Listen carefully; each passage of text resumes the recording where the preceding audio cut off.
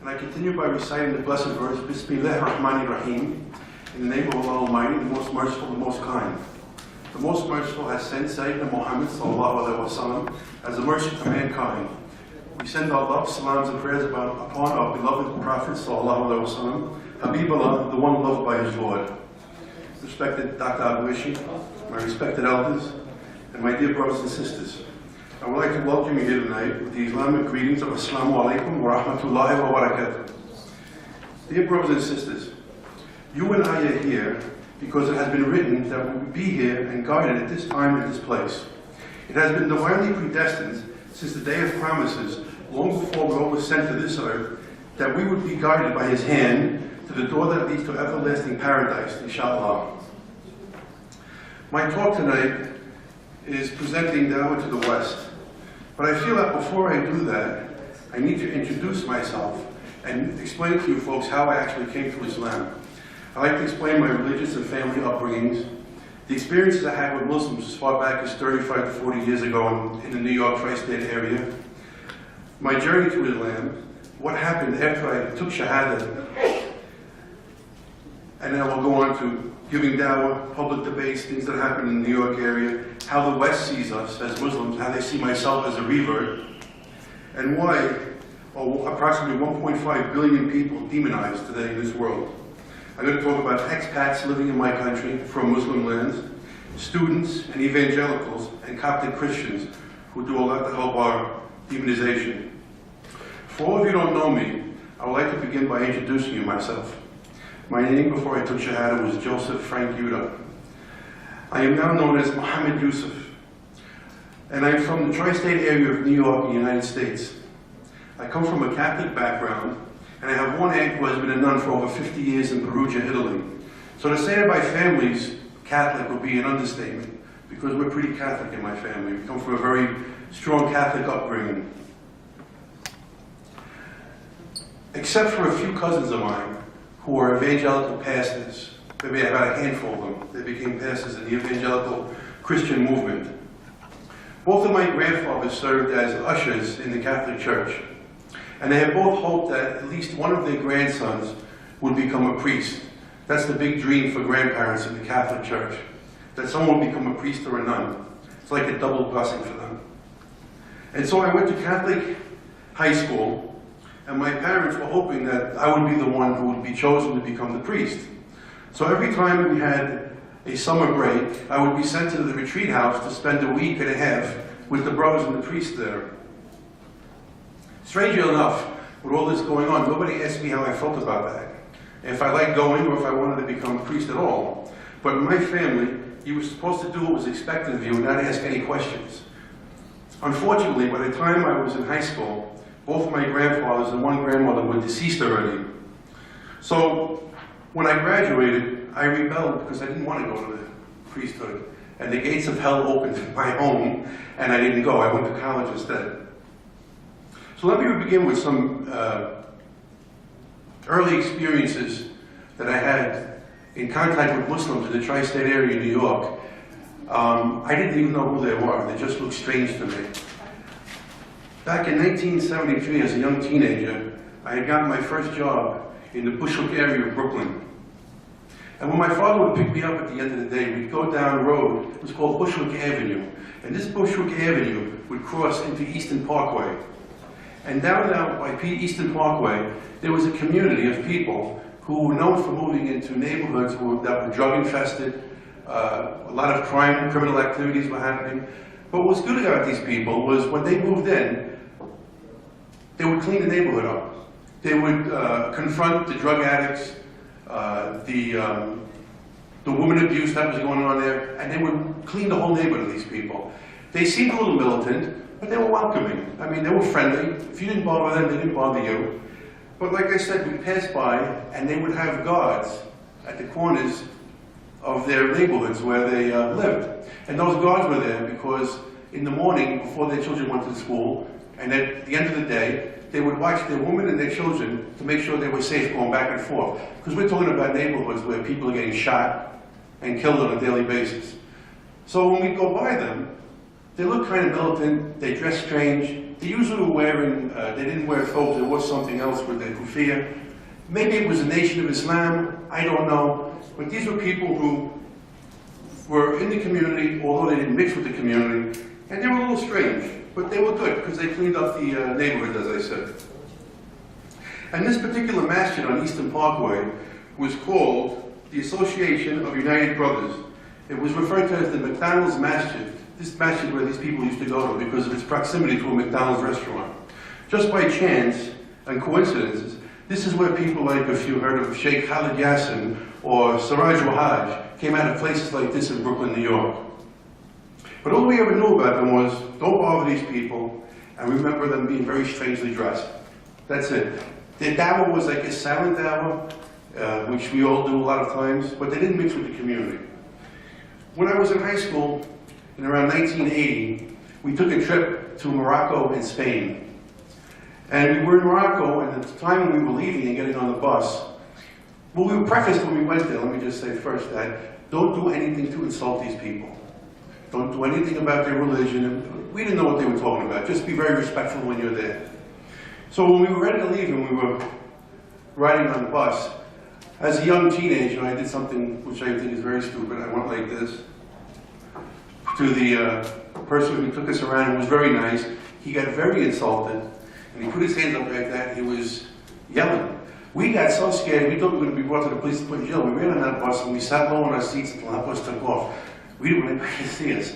When I think about it now, it's probably saying dua to Allah about us who don't know anything about his religion or Allah Azza wa Jalla. So that was the second experience I had with Muslims in Morocco. The third time was between the late 80s and the early 90s. I would travel to Manhattan with friends to go to a boxing gym. And when we would go there, we'd have to take the Staten Island ferry to cross the river.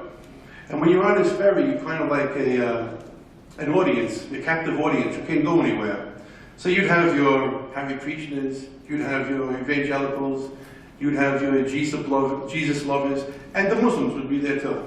I didn't know they were Muslims though. And they would sell oils and incense and all kinds of stuff. But the only thing we knew is that if you bought something from them, they would say, may Allah bless you.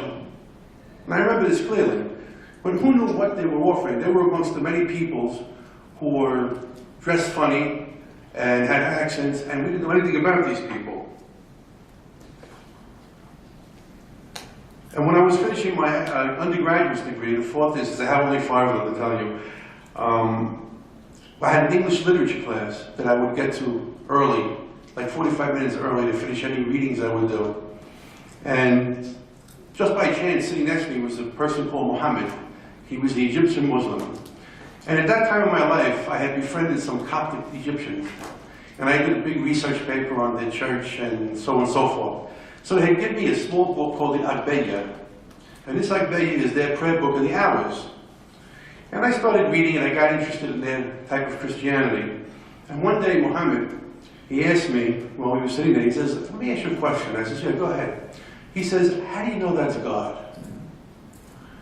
And I looked at him and I told him, I don't care if it's God or not to you or anybody else. I'm enjoying it, and that's all I need to know. I don't need to have debates with anybody. And that was the last he told me, last thing I ever saw of him. We never spoke again, and that was it. The one other time I was in contact with Muslims was in 1989. I made a trip to Singapore and Malaysia with a teacher and his wife who were from that area. They're ethnic Chinese. He's from Malaysia and she's from Singapore. And it took us about 26 hours to get to Changi Airport in Singapore. When we arrived there, I was so tired, I didn't want to eat anything. So I was lucky to be in his sister-in-law's house and have a big room and a big bed all to myself. And I must have slept there for a day and a half. But I remember, at about 4:30 or 5 o'clock in the morning, I heard some screaming going on outside, and it scared the living hell out of me. I thought somebody was being murdered. I got up out of the bed, I went towards the curtains, and I peeked my eye through. And you couldn't see nothing because this is a jungle region. And I went back to bed. The next morning, I woke up, And around the breakfast table, I told him, did anybody hear that screaming going on last night? They said, what screaming are you talking about? I said, I don't know, it sounded like a woman's getting killed in the backyard. I don't know what's going on. So the sister-in-law says, oh, I know what you're talking about. This is the Muslims. This is when they go to prayer. I said, they have to scream to go to prayer? I thought somebody was being murdered back there. And they didn't tell me anything about Islam. That's all I knew from that point. What I'd like to point out about these experiences, except for the Singapore and Malaysia experiences, was an example of how Muslims were in a religious cocoon. They were in a state of unconsciousness. This was where Muslims were. It was a pretty pathetic state, if you ask me. I mean, they're selling incense and oils and tell me, may Allah bless you. That's all they have to tell me. They have the haqq, and they don't know to tell me a little bit more than this. They have the truth. They got the truth from al-haqq. He sent the haqq, and Muhammad's on the haqq, and they couldn't tell me that. They couldn't tell me one word. It's pretty pathetic, I'd say. Especially since they didn't become Muslim until I was 40. I mean, maybe I would have become Muslim 25 years before if somebody would take some time and effort to sit down and have a conversation with me. So this deen was seen in my country, actually, as a racial religion, only for African Americans and foreigners from poor countries. Although we knew nothing about them, and we didn't mix with them, and they didn't mix with us, with a large population, there existed in our minds, as I said before, that they could be dangerous. And so, because of that, we wouldn't start with them. Even if we saw where they were worshiping and praying, we wouldn't go near it, because we thought we'd be thrown out. So it was a kind of a taboo. You don't mess with them, they won't bother with you. And this was the state of Islam pre-9/11. Now I'd like to go ahead to about 2 years before the 9/11 incident. At that time I was living in New Jersey, about 30 minutes outside of New York City. And I was working on a government site as a supervisor. And just by chance, the three places that I would frequent, one was a butcher shop where I bought my meats, the other one was a tailor where I would get my shirts tailored and my ties done, and the third place was a luncheonette where I buy sandwiches in the morning. Well, the butcher shop were packing Muslims, and they had a little store where they would sell samosas and all this kind of stuff.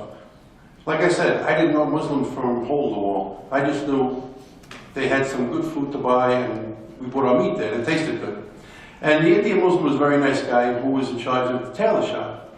Well, the person that was in the sandwich shop was Charlie. Charlie, I found out, his name was Ahmed. He was from Morocco. And I was going there, I worked at that place for like 6 years at the government site. So I was frequenting his shop for a 6-year period. And we had become really, really close friends. I would have to be in work by 6:30, and I would get to his shop at 4:45 just to sit and talk with him about politics, religion. There was a bunch of us that would be there talking with him. So it was a real interesting situation. One day he came to me, and he said, Joe, I want to give you a present. And I said, you want to give me a present? He says, yeah, I'd like to give you a present.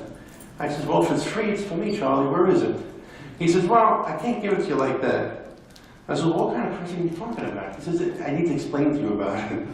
So says Charlie, what kind of present do you need to explain to me about? He goes, I'll explain to you little by little, and you'll see what I'm talking about. So he began to speak to me about Tawheed and what prophethood meant.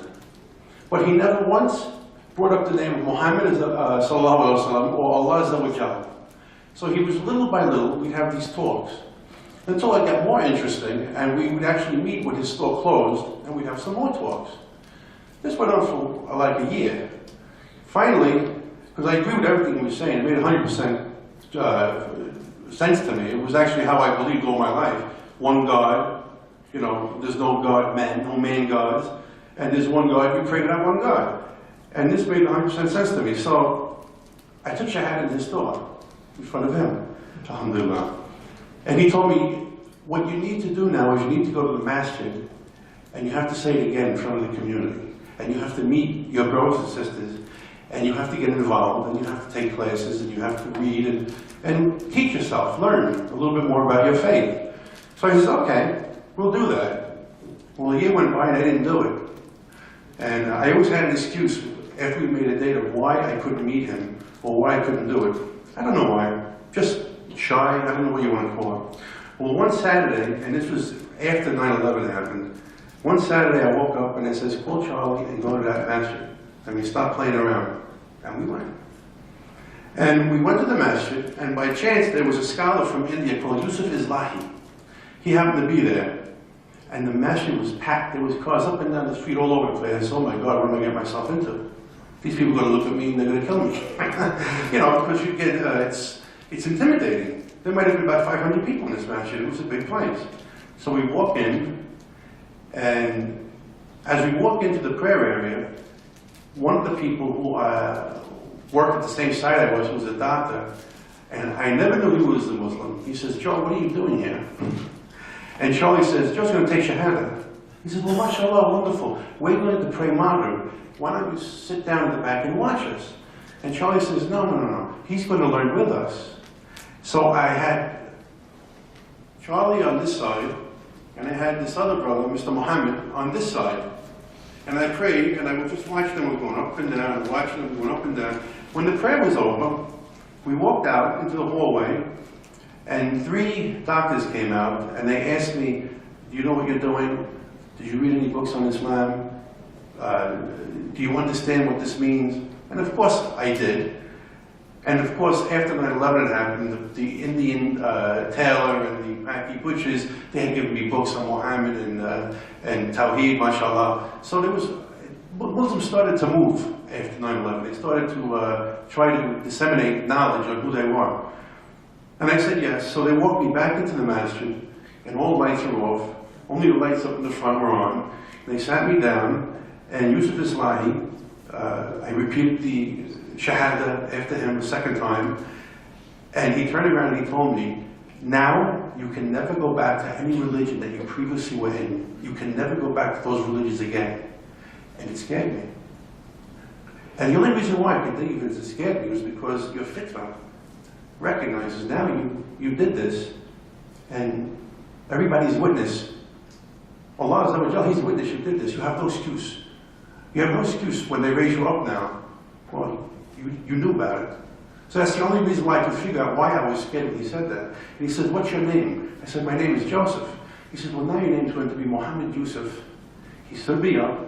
He gave me a kiss. He turned me around. And he says, now I want everybody to come forward and welcome their brother. And this is a big Indian community. All these Pakistani Indians came forward. They were in their salwar like this. And I was like, my God, what are they going to throw me out the back window over here? And kiss me. It was a nice experience. They told me, come back the next day. And when you come back, we have something for you. And I got a box, a big box. In the box was a rug, a kufi, a Quran, all kinds of different things that we used. There was a video cassette tape on how to pray. So I had all kinds of wonderful things to help me on my way to learn about Islam. And I'm I'll tell you a story. I went to a masjid in New York City, maybe a couple of weeks after this, with a couple of brothers who I met. And the imam in his khutbah, now this is maybe 6 months, 7 months after 9/11, he says, when I heard what happened, I made dua to Allah subhanahu wa ta'ala, and I said, oh Allah, who's going to want to accept your deen now after this was happening? They're blaming it on us. He says, and mashallah, after 9/11 happened, and it's documented, over 60,000 Americans made their shahada public. And I'm one of them. And it's wonderful. And it's the fastest growing religion in my country. And believe me, I'll tell you something. The people who, for no other reason, want to blame Muslims for this, that, and the other thing, they're running scared. Because they see this religion going up, up, and up. And I always ask people who attack us, is there any marks on my neck? Did anybody, did they threaten the sword? Was somebody forced me to do this? And by the way, there are more American women than men doing it. Did anybody force them to do it? Was their way of life so great that they accepted Islam and now they're the slaves and they're beaten down? I says, come on people, open your eyes and think what you're talking about. But they have all kinds of excuses to give and all kinds of attacks, heinous things they'll tell you about Muhammad and Allah. You couldn't believe it. So anyway, alhamdulillah, many Americans came to Islam. Now I'd like to talk about what happens to us after we become Muslims. And I know all of you have heard many stories about what happens to reverts and all the crazy stories, and it's like listening to a soap opera. His father is. The closest people to you, as you know, will throw you out like a rat. Now, I'm being pretty blatant about it, they will throw you out like a rat.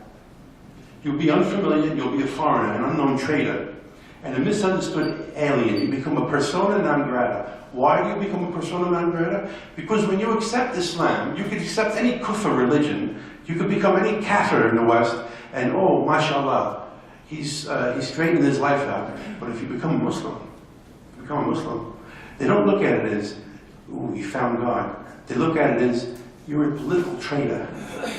You're a traitor. You will be attacked politically, and you will be attacked religiously. You're not only a traitor to your country, you're following, and I'm going to put it in pretty specific words, so don't get insulted. And this is what they say. You follow the moon god, that pedophile, that pimp, and that murderous bastard. Excuse me for saying, but I want you to hear what they say. And I wish I had video here, because I had radio, TV, news, and newspaper to show you the heinous attacks that we have to take. And you wouldn't believe it. Your own family, your friends, the neighborhood where you grew up in, the people in the neighborhood who knew your face and were familiar with you, and then your colleagues at work, you become an enemy. You become public enemy number one. You're part of the Muslim community now. My parents, when they found out, after that, they wouldn't speak to me for a year. Do you know what it's like to call your mother and she hangs the phone up? You know that? That's a pretty hard thing, for a year. Your father had a heart attack and you're not allowed to go to the hospital? When you hear these stories, you need to put yourself in the shoes and feel the hurt that happens. I was living with two friends I knew from high school. I was kicked out of the apartment. I had all my stuff in the back of my car, and I had nowhere to go. I said, what am I going to do now? I can't go to my parents. I can't go to my brother. I can't go to anybody's house. So I drove to the masjid. I think it was Dhuhr prayer. I went to pray Dhuhr prayer, and mashallah, there must have been about 5 or 10 brothers when I first took Shahada. They said, if you need anything, we don't care if it's 2, 3, 4, 5 o'clock in the morning, call us.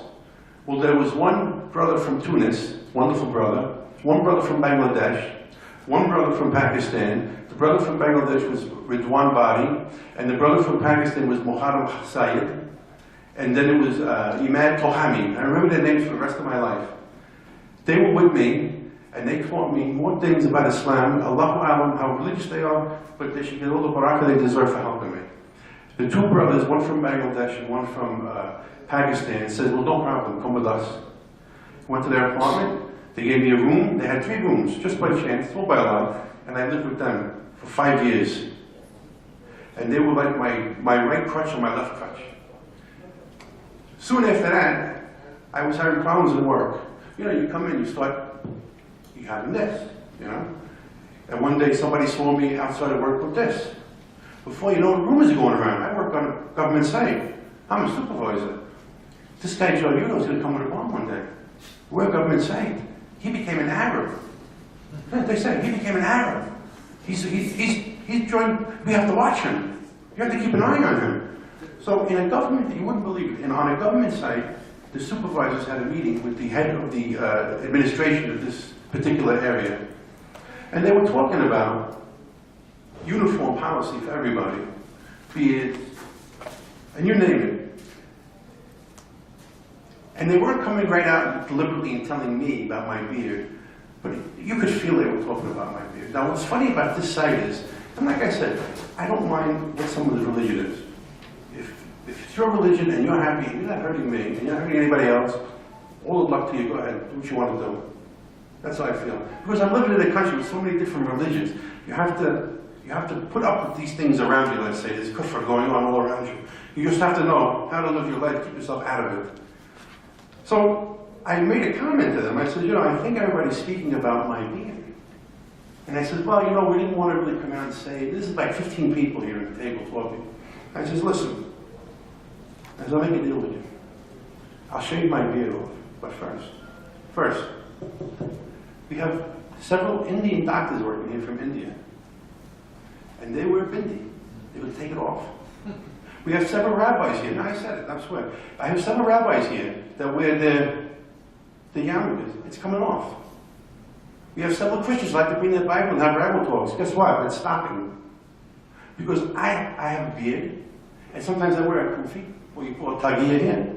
And that's my right, my religious right. All right? And if you don't like it, that's tough luck. And I want Friday off now, instead of Saturday. And I don't know any terrorists. And I'm not looking for any terrorists. So whatever you people are thinking is wrong. Well, about a half a year after that, I was fired. Because that's a no-no. It's supposed to be the unspoken law. We have your rights, but you really don't have your rights. So what happens is your relationship is broken. Wherever you come, you become an unknown. If you stand in the store to buy groceries, people behind you, they're brazen enough to talk about you right behind your back where you can hear them. Well, I'll tell you what. Yeah, Muslimin. If you sit there and you smile and you don't say nothing, you become their fool. You become their fool and their clown. And never will your voice be heard or taken seriously by any of them. You will be what they call you because you didn't speak up. You didn't use what Allah gave you here in the neck. You can't always be nice. There are a lot of nice people, don't get me wrong. I'm in America, there's wonderful people in my country. But I'm talking about what we need to talk about. The element that's there that is trying to actually exterminate you out of their country. The only problem is they didn't figure out what to do with me yet, because that is my country. There's a hadith narrated by Muslim, I know everybody here knows it. It's number 145 from Abu Hurairah, who said, the Messenger of Allah said, Islam began as something strange, and we revert to be something strange as it began. So give glad tidings to the strangers. SubhanAllah. This is what's going on in my country now. And in all the West, Canada, Australia, England, you wouldn't believe what's going on. Again and again, countless situations of new brothers and sisters who have decided to revert, proceed the deen of Allah, experience this sense of not belonging to anybody anymore. You just don't fit. Somehow it doesn't connect with anybody. And sometimes even in the Muslim community, this happens also. We got a story of a Jewish woman. She must have been 25 years old. Her father's a famous rabbi in New York City. Shahada. And the news spread around us quickly. She needs to find a place to live, or she needs to find a good husband, because if her father and her mother find out what she did, they'll practically kill her. And where did she pray? She used to go downstairs, because they lived next to the temple. They used to go in the temple at night and pray in secrecy. In secrecy, pray in the temple. MashaAllah. So when we become Muslims, the first thing we know is that Islam means peace, acquired through submitting your will to Allah subhanahu wa ta'ala. And it is a fact that Islam is a universal religion, and it is also the duty of all Muslims to spread the message of this religion of truth to everyone.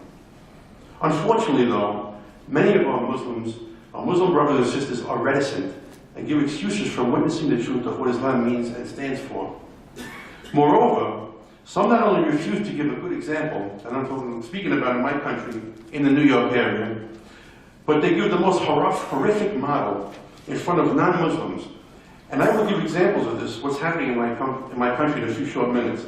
However, it is every Muslim who is appointed, instructed, and ordered with this mission. It is the sunnah of our Prophet ﷺ.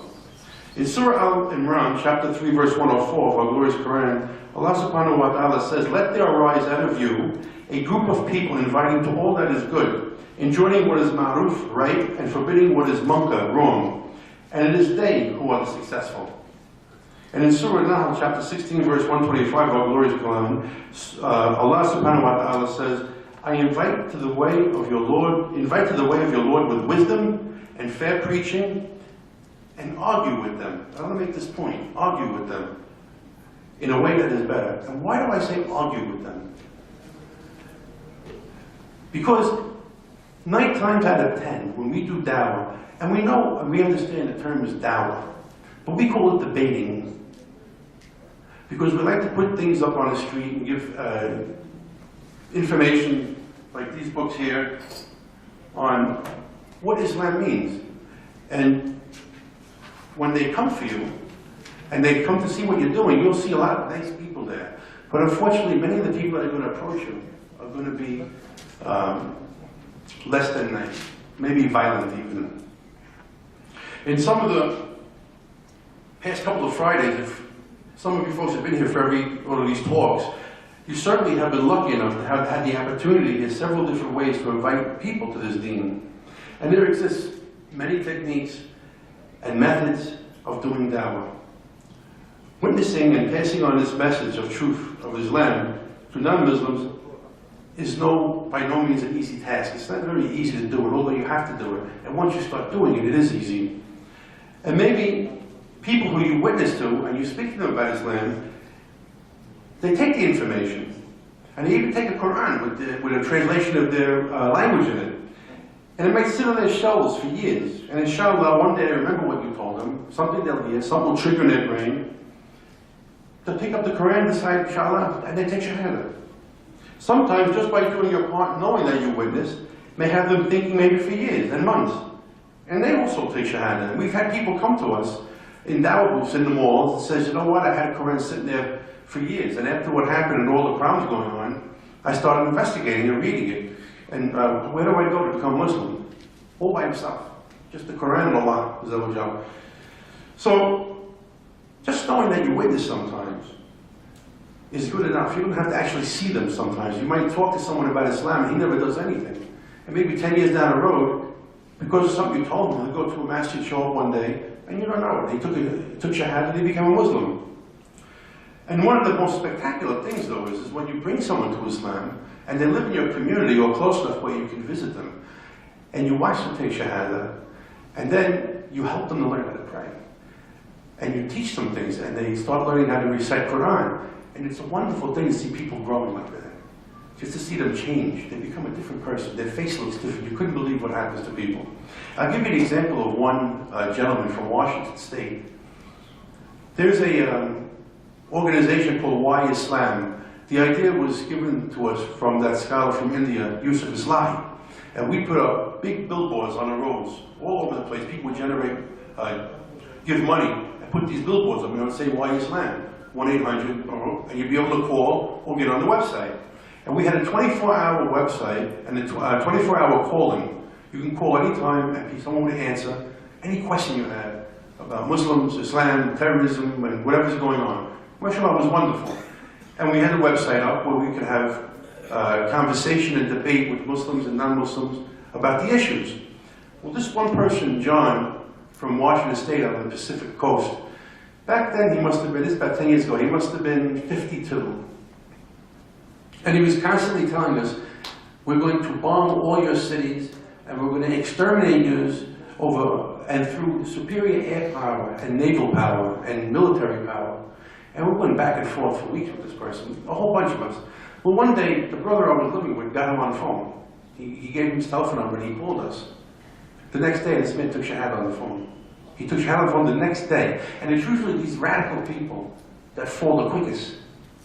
The first time, when I was working on the government site, just to give 1 second thought, when the towers came down, we didn't know what was going on. We were in Jersey across the river. We just saw the smoke over New York, in Manhattan. And what happens is, the biggest thing that came out is the Muslims attacked us. Why? Why did they attack us? Because they want to make us Muslim. And if you don't become Muslim, your head's going to come to the block. And the first thing that came out of my mouth was, well, I'm not going to become a damn Muslim. And the hell with them, you know? And I was adamant about it. But it's usually these type of people, they take the shahada first, you know? They have the conviction, and all of a sudden, when they see something different and they find out they change. It's incredible. So this person takes shahada, and we asked him, is there any masjid in your area in Washington State? And he says, I don't know. So we also had a service where we could network and find out where the masjid was, where he lived. And we found one, and he went there, and he took shahada from the community, and he was in contact with us for a week or two, and they were helping him. And we invited him to come visit us out in the New York area.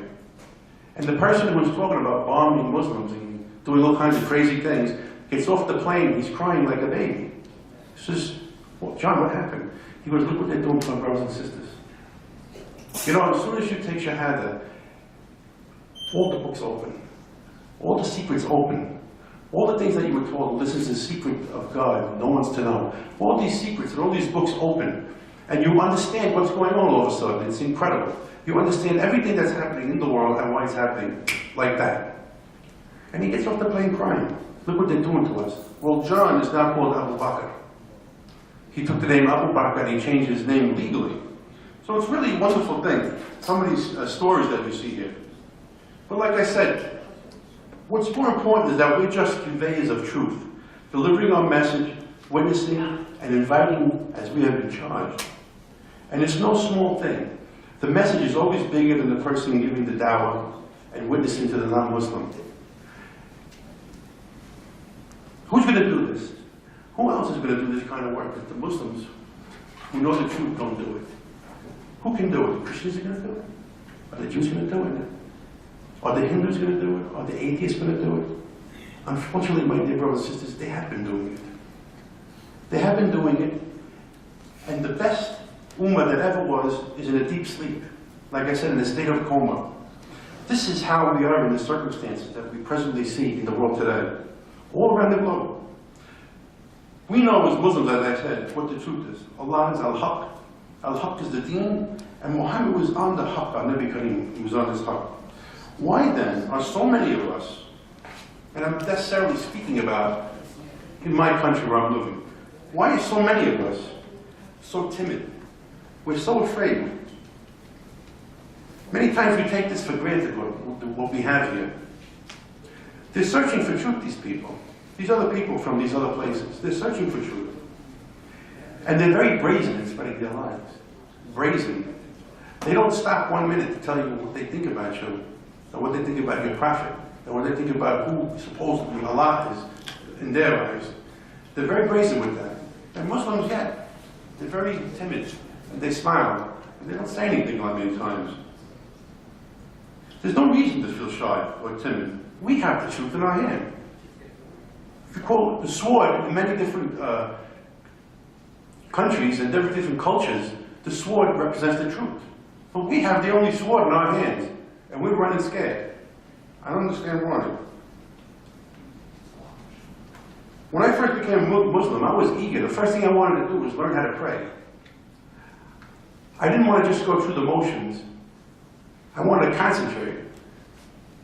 I wanted to feel what was going to happen. Because I know what it was like to not be a Muslim and feel like I was talking to that wall over there, or talking to this piece of wood. You feel like you're talking to yourself. And for many of us, this is how it is. Alhamdulillah, for many of the people in this room, they never had that experience. But I can tell you, when you're searching all the time, and you don't realize you're searching, but when you watch the actions of people after you become Muslim, you see it clearly. People are certain. They're searching all the time. They're desperate to listen to someone with a caring ear. Sometimes your mother and father don't even have that caring ear. Sometimes your own wife don't have that caring ear.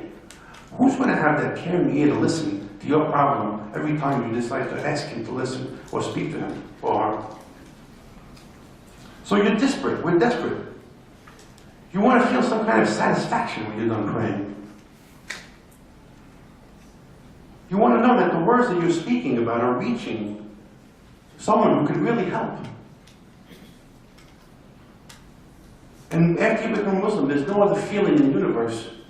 When you first learn how to pray, and you don't have to worry about going through the motions, and you can concentrate and see what it feels like. There's another option. There's another option out there.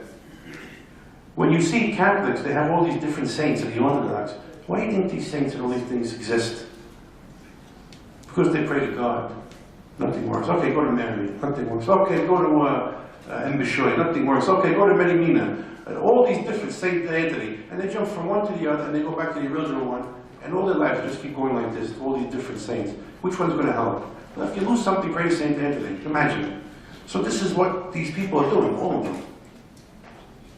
When I first became Muslim, as I said, they gave me a DVD to learn how to pray. And I used that DVD in my room for I don't know how long. One brother who showed every day how he did the wudu, how he did his ablution. And then you could go to whatever prayer you want. It had all the 5 prayers there. And on the bottom of the screen, it had the English translation of the Fatiha and whatever surah he was reading. And I would stand there with the TV next to me like there was a person, like this, and I would do what he did. Because in the States, you're not in a Muslim country, you're at work, and sometimes there's nowhere to pray. And sometimes you can't get to a masjid.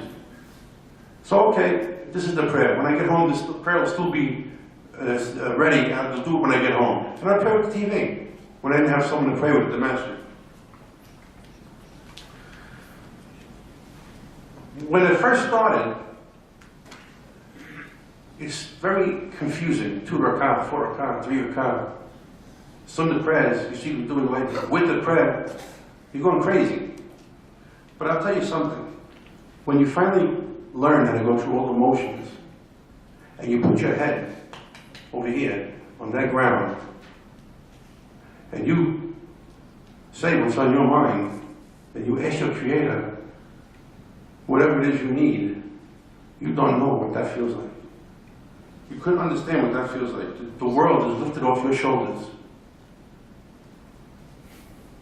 So when I meet these people from these other religions, especially Christianity I come from, and they try to preach to me because I'm really next to a Saudi, an American Muslim, this is a big catch, these two. A Saudi from the homeland, we can make him a Christian, oh my God. That's what they're thinking. We'll put it on TV. Oh, if we can get this revert to come back, oh, that's great too. He can tell us all the terrible things about that religion. So when they come to me, and they try to get me to go back with their Catholic beliefs, I feel pity for them. I feel pity for them because they have lies. They only have pieces here and there of truth. The rest of them has been played with the hand of man. All kinds of lies. So, excuse me, I gotta go by what I'm saying. So I feel pity for them, and they don't accept what they have to say. We shouldn't accept anything they have to say. And when they start to read from their book, I don't accept the first utterance of what they said. And we should, and none of us should accept the first utterance of any of the shirk that's going to come out of their mouth. Because believe me, whatever they have is shirk, and it's high shirk at that. So my dear brothers and sisters, what do I think about giving da'wah in the West? You need to learn a little bit about what they believe in. You need to learn a little bit about the different types of categories of Christians that exist. These things are all important. You have to know who you're speaking to. Excuse me. Why do you need that? You need to learn it because you have to defend yourself. Believe it or not, you're going into battle. That was not the pretty thing that you think it is, I'm telling you. You're going into battle. You're going to meet a lot of wonderful people out there. And they want to really know the truth. And they're searching for the truth. And they want you to tell them the truth because they don't believe all those lies in the media. You're going to find those people, but like I said, 9 out of 10 are going to be the other bad person. And you're going to have to defend yourself. So you're going to have to do some work. You're going to have to practice. You're going to have to memorize. Let me tell you, even though I was a Christian, I didn't know how they were going to come at me. And when I mean come at me, I mean violently. I never expected that. I had to learn how to defend myself. And it's a blessing of Allah subhanahu wa ta'ala. But nobody wants to do this. We want a quick fix. We want an easy way out. I have a couple of pamphlets here that I bought for myself from the States. Because I love these pamphlets so much. Like I said, even though I was a Christian, I spent a week and a half, 2 weeks with the monks and the brothers and the priests every year in the missionary. You don't realize how it's going to be. These are all my little books from Ahmed Didat. MashaAllah, this brother should get the Firdaus for what he did. He showed us, he put on our hands what we need to defend ourselves. Because like I said, even me, myself, I'm from their community. I didn't know how they were going to attack. I didn't know what they were going to say. This man took all the work. This is at least a base. And from this, look at these little books, look. You know, I go to work every day, and I meet all the PhD doctors, and I don't mean any disrespect to anybody, all the PhD doctors and the masters, and how they look at the English language. My department is the English department. How they look at it like a science, and they investigate it, and this and that and the other thing. Did they read one of these little books? Did they give da'wah to one person in their life? This is my point. Yeah, I go to work every day too. English is my language, so it don't mean that much to me, really. But they take the English language in their work like it's the end of all ends. Let me ask you something. There's no illness about the language. What else are you going to do? Help you in the grave when you get there? It's going to be dust in the wind when you get there. All your knowledge and what you're teaching and where you're working. Everybody forgets about this other thing. Brother, about giving da'wah. Can you announce to us the title of this? This is especially a good one here. Combat Kit against Bible thumpers. This one here is Crucifixion or Crucifixion. This one here is called What Was the Sign of Jonah? This next one is The God That Never Was. Arabs and Israel. And is the Bible God's word?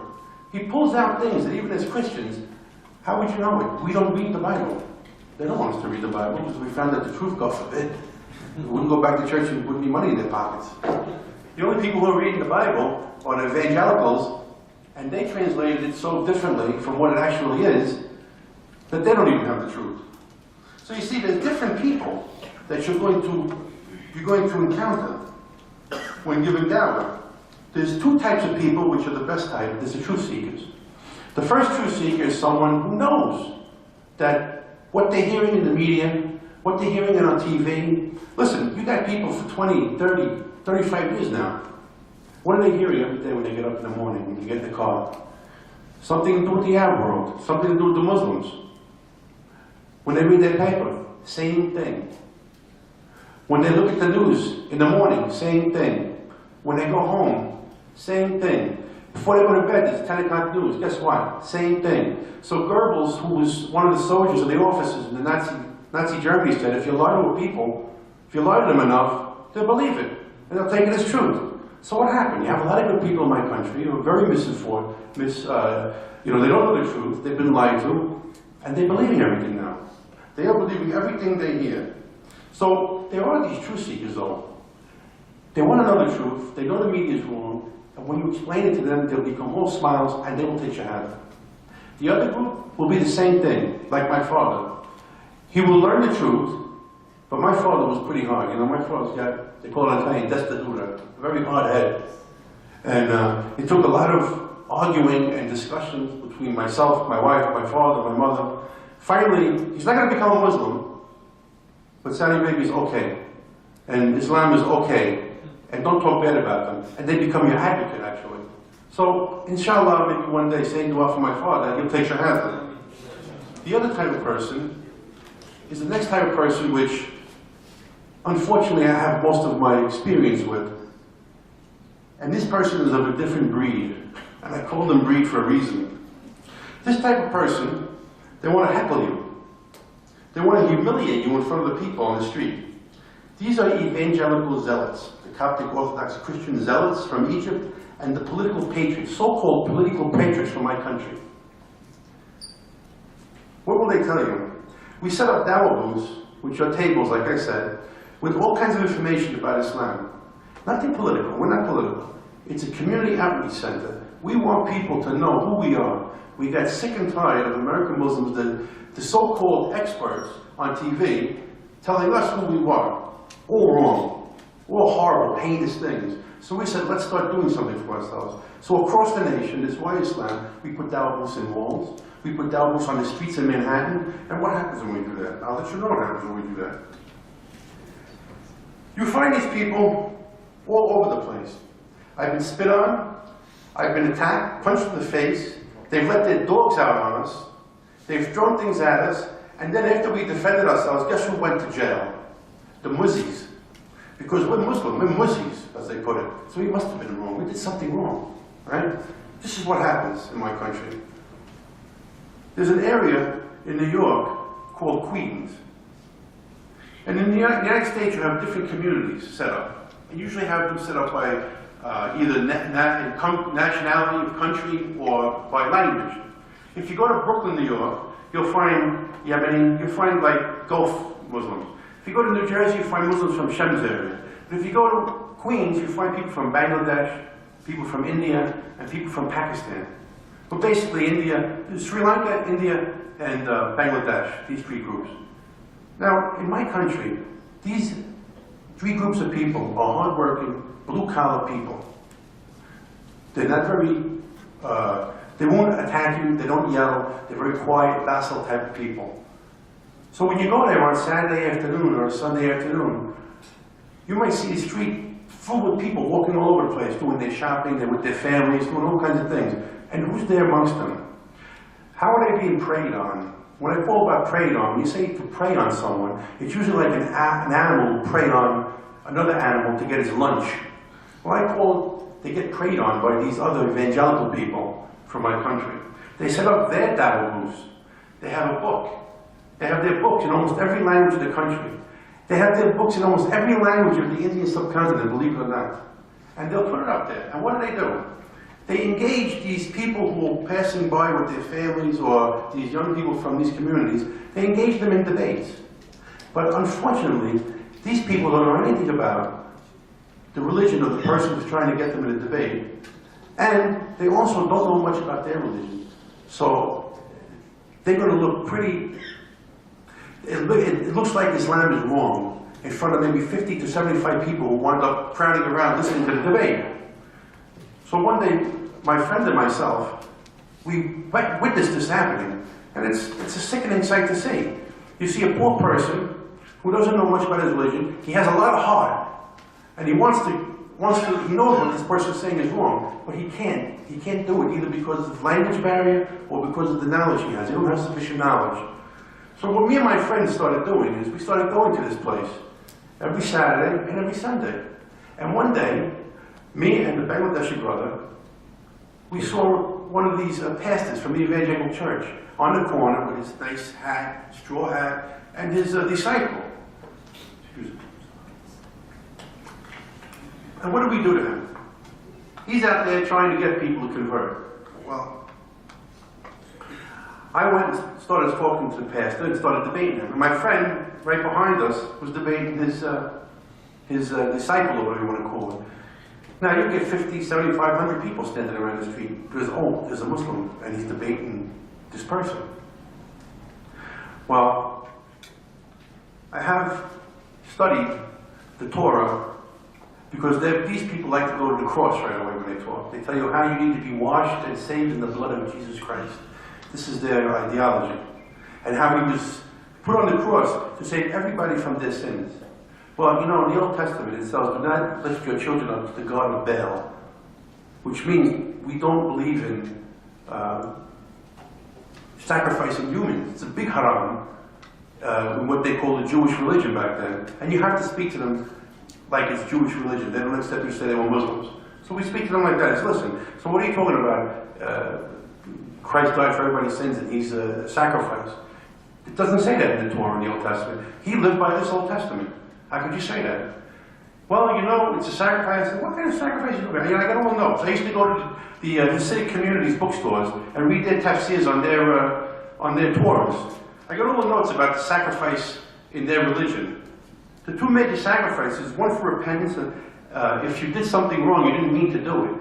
If you did something wrong and you didn't mean to do it, as in their religion would say, let's say like they were fasting and they weren't supposed to drink some water, and by chance, boom, they drank it.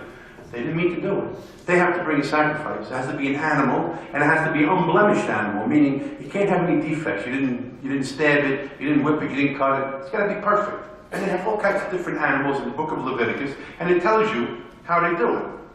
The other one is for a sacrifice that you did knowingly.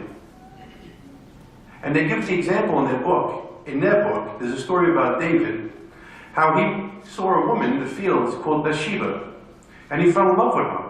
And he asked his people, who is this woman? And they said, she is the wife of one of your commanders in the military. So what did he do in their book? He sent this man to the front, got killed, and he married Bathsheba.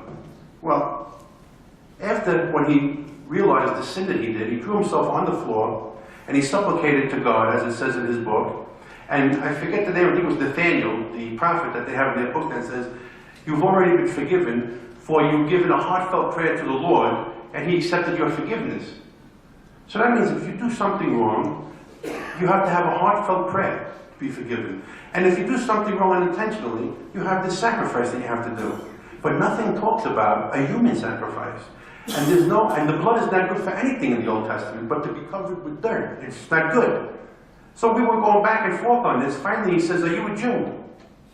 I said, no, why would you call me a Jew? He says, because you know a lot about the Old Testament. Now, if he told me that, what is he telling me? You beat me. And I can't answer your questions. Are you Jewish? I said, no, alhamdulillah, I became Muslim. So he says, well, I gotta go. And he calls his disciple there, we gotta go, we have to leave. And they left. And there must have been 75 Muslims watching us. Now, anybody can do this. I'm not patting myself on the back, don't get me wrong. I'm not a big sheikh, I don't know a lot. I might know less than anybody in this room. But I read those books, and I did some investigation on my own. the Muslims in the area that lived there, these Sri Lankans, Bangladeshis and Indians, they were so incredibly happy that they sort of beat them so badly in the debate, they were screaming, Allahu Akbar, Allahu Akbar, Allahu Akbar. They couldn't believe it. The first time someone went there and actually sent them running. And we sent them running. And I'll tell you something else. We'd go there every Sunday waiting for him to show up. It took 10 Sundays for him to show up. When he saw us, he turned around and he left. So, you know when they say, who was it? One of the Sahabas, when the devil would see him, they get on the other side of the street. Omar. Well, they're not only talking about the shaitan that we all know. They're talking about the shaitan with 2 legs that's walking in the earth with us. That's shaitan also. That is true. And I only say it because this is how they're preying on Muslims. They go to the worst communities and they attack them actually with their books and with their stories. What's good about doing this is you take his own book. You learn any of these things that Ahmed gave. She'll take his own book, and a lot of times, when they debate you, like another Christian will see me, they'll debate me, and right away they'll tell me any kind of lie about Muhammad. They'll make up a hadith number. And one of the things they say is, well, Muhammad used to stick his tongue in this baby's mouth. Hadith number, blah, blah, blah. And I listen to them. Don't take their bait if they do that. Don't ever debate about that. Because you'll go on and on and on, ad infinitum, and they'll take you around the world with their kufr, and they won't make you a Christian, and worse yet, they won't become a Muslim, and you didn't get nowhere. You're still at the same point you were when you started, he started, or she started with her lives. They start doing stuff like that. I found the best method is to tell them, listen, forget about the Quran, forget about Allah, forget about Muhammad, you don't believe it. But let me ask you a couple of questions about your book. Put the ball in their court. Do to them what they do to us, but at least we do it with the truth. If you're going to start saying, well, the Quran, and you're going to start reciting in Arabic, and they give the translation in English, what does it mean to them, the Arabic, to begin with? You know, when Muhammad started giving his revelation, it was weird to the Muslims, the Arabs themselves, not the Muslims, the Arabs. They didn't know what he was talking about. Imagine people that their language isn't even Arabic. What are they going to think? They say, so what? What's this? Gibberish, they're going to tell you. And if you tell them, well, the Quran says this, they're going to say, well, the Bible says that. Well, the Quran says that, well, the Bible says that. What are you getting? You're not getting anywhere. You're not getting anywhere with them. You have to take control of the conversation. They have nothing that they want to know about your religion, so how are they going to understand anything you need to tell them about Islam? You need to have them answer specific questions about their book. Specific questions about their book. And what's going to happen is, when they can't answer the questions, because I've gone through this many times, they're really going to start screaming about the blood of Jesus Christ, hallelujah, and all this. And now, this is an important point. When they start doing it, like I said, people are watching, whether you're in the mall or whether you're outside on the street. If they start screaming, and you just smile and say, well, Assalamu alaikum, brother, you don't understand. It's going to look like he won. He would be screaming, la la la la la, don't mean anything. All the people around, he won. You're the Muslim, and you want to know what else? Everything he said was right now. You just get credence to everything they say. When someone starts yelling, and someone starts screaming their gibberish to you, you got to use what Allah gave you in the throat. You got to start talking over him. You got to get control of that conversation anytime you can, and take it by the reins, and pull him through the coals. Because you're going to do it with truth. You just got to study these books a little bit. It's really easy. You know, for the past, these people that I'm talking about, unfortunately, they have a superiority complex. For the last 500 years, they went around the world, and they brought their book with them. And because they attacked other countries and be able to dominate them religiously, they thought their religion was better than every other religion in the world also. And this is their superiority complex. Wherever they went in the world, they went and they said, it's no good here. This is garbage. It stinks. It's terrible. You know what? Open their eyes. You know, sometimes medicine, what they call in the United States, tough love. You've got to give these people tough love. I feel pity for them, but I have to give them tough love. I have to wake them up. You got to bang them. Wake them up. Give them the tough love. Tell them, you know what stinks? Is that black book you've been carrying with yourself all over the world for the last 500 years, pushing down people's throats. This is what stinks. You've got to wake them up. You can't be nice to people all the time. Sometimes that's not the prescription. If they're truth seekers, people in your family that are nice to you, that's a different story. But you're going to be attacked outside on the street when you go there, and you've got to know how to handle it. Common things they like to say. Hold on one second. I got a lot of things written here. You got to know what the things that say in their book. Some of the heinous things that are in their book. They have stories of rape, if you didn't know. Incest between fathers and daughters, between mothers and son-in-laws, mothers and sons, father-in-laws and sister-in-laws, even between prophets of astaghfirullah. Why? To bring and elevate Jesus to God. This is why they do that. And this they have in their book. And they're going to talk about the Quran. They're going to tell me Quran is a violent book. And they're going to make all these lies about Prophet Muhammad. They have even explanations on how to commit murderous acts and then take the bodies and cut them up in little pieces, not even sparing infants. This is in their book, people. And then you watch the TV you watch the TV show and you show the mafia. They show you what they're doing. Well, you are what you read.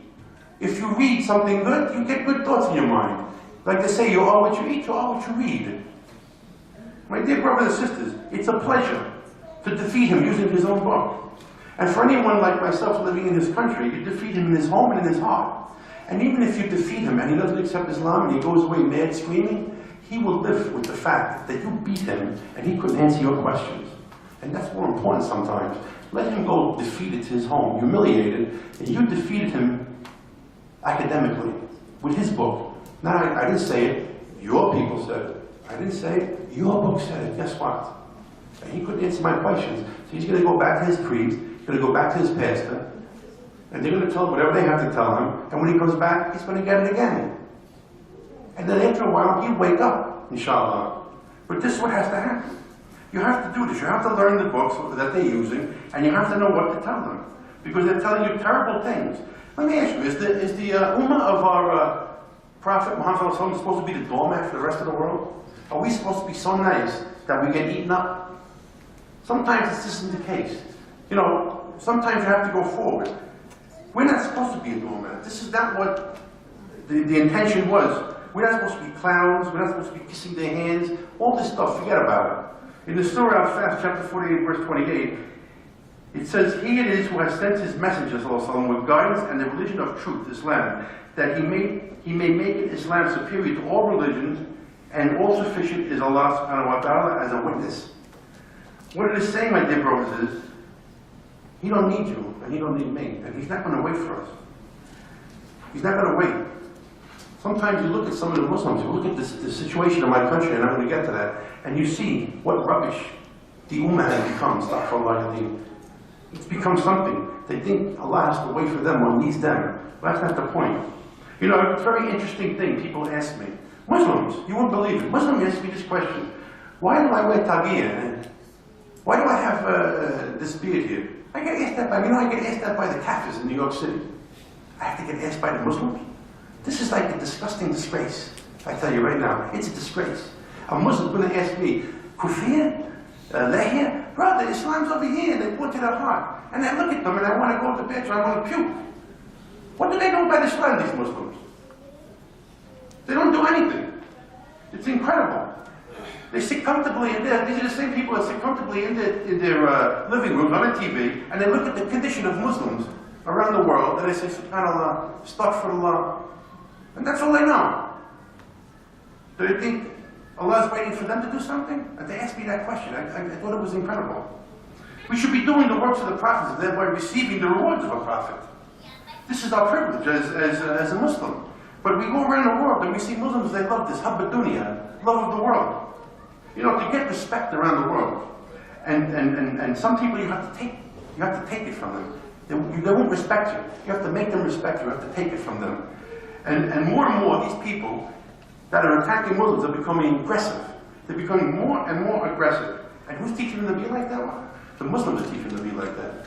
Because the Muslims, they're not preparing themselves. They're not figuring out what to do about this. They're at home sitting watching TV. And when they see somebody get pulled into the police station, that brother, I talked to him last week. What a shame. It's incredible what's happening to them. But did anybody go down there en masse to try to see what happened to that brother? We have been witnessing all over how just because you're a Muslim, you're guilty. Brothers and sisters are being put in armed uniforms. They're extremists. They're become extremists and I become an extremist, the fundamentalists, because I have a kufi and a beard. And in my part of the world, We're fighting for our identity and our rights. Alhamdulillah, here we don't have this problem. But we're fighting for the identity of the Muslim and our rights as a citizen of our country. One day, and this is for the expats sitting here that aren't from Saudi Arabia, one day you'll go back to your country. And then wherever you're from, maybe there's a larger non-Muslim community like in my country. And when you go back there, when I go back there, maybe one day you'll hear, Brother Yusuf was put in the police, he was brought in the airport 6, 7, 8 hours, and now he's in jail. And there's a big thing, they say how he's a terrorist, he did that, did the other thing, he did this, he did that. And you're going to say, hey, I didn't know, that brother's not like that. What a shame. Well, let me tell you something. Today it's me, tomorrow it's going to be you if you don't do something about it. You have to fight for your right. Nothing's free in this lifetime, and we have to fight for it. And alhamdulillah, enough of us are waking up little by little. You know, not everybody's going to be gentle with us. They're going to be extreme with us. But you keep waiting. If you don't want to do anything now, you keep waiting. So is the other Muslims, so is the other brothers, so you don't even know. When they come to your house and they make a mess of you and your family, it's because you wanted it like that. I'll tell you right now. For anybody who's from any of these other countries where Muslims are in a minority, you watch and see what happens around the world. You see what happens. All the United States or England have to do is put a couple of statements out, whether they're for someone or against someone, and they get a whole population moving in other countries. Watch and see what happens if we don't start waking up in this world. But this shouldn't be the destiny of the Muslims. This is not our destiny. In Surah Al-Saf, chapter 61, verse 9, in the glorious Quran, it says, He who has sent his messenger with guidance and the religion of truth to make it victorious all over other religions, even though the mushrikun hate it. This is the destiny described in Muslims. It is a privilege given to us Muslims, and we don't take the gift. In Surah Al-Baqarah, chapter 2, verse 261, it says, The likeness of those who spend their wealth in the way of Allah subhanahu wa ta'ala is as the likeness of a grain. It grows 7 years, and each year has 100 grains. Allah subhanahu wa ta'ala gives manifold increase to whom He wills, and Allah subhanahu wa ta'ala is all sufficient for His creatures' needs, all knower. So what else do we need? You know, a good little story in the New Testament, they asked Jesus, Isa Salam, in their book, how do you get to paradise? He said, follow me, and he told the guy who had all the money, sell all your things and follow me. Well, we know he didn't mean sell all your things. What he was telling them was, this dunya isn't what's waiting for us. It's not over after we live this short time around the earth. There's something else. Put more of your investment, put more of your efforts into that something else that's going to come. So, I continually keep hearing people tell me, since I've arrived here in Saudi Arabia, and I don't mean to malign anybody, they tell me they know Americans. And I'm not saying Americans are bad people. I'm an American myself. But they tell me they lived in the United States while they were doing their PhDs and their master's degrees. And they tell me how they have so many fond memories. They had good neighbors. And yeah, you'll find that in the United States.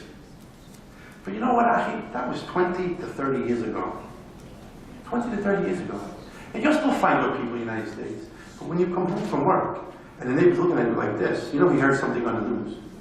After a year of that, imagine 30 years of that, how he's going to think now.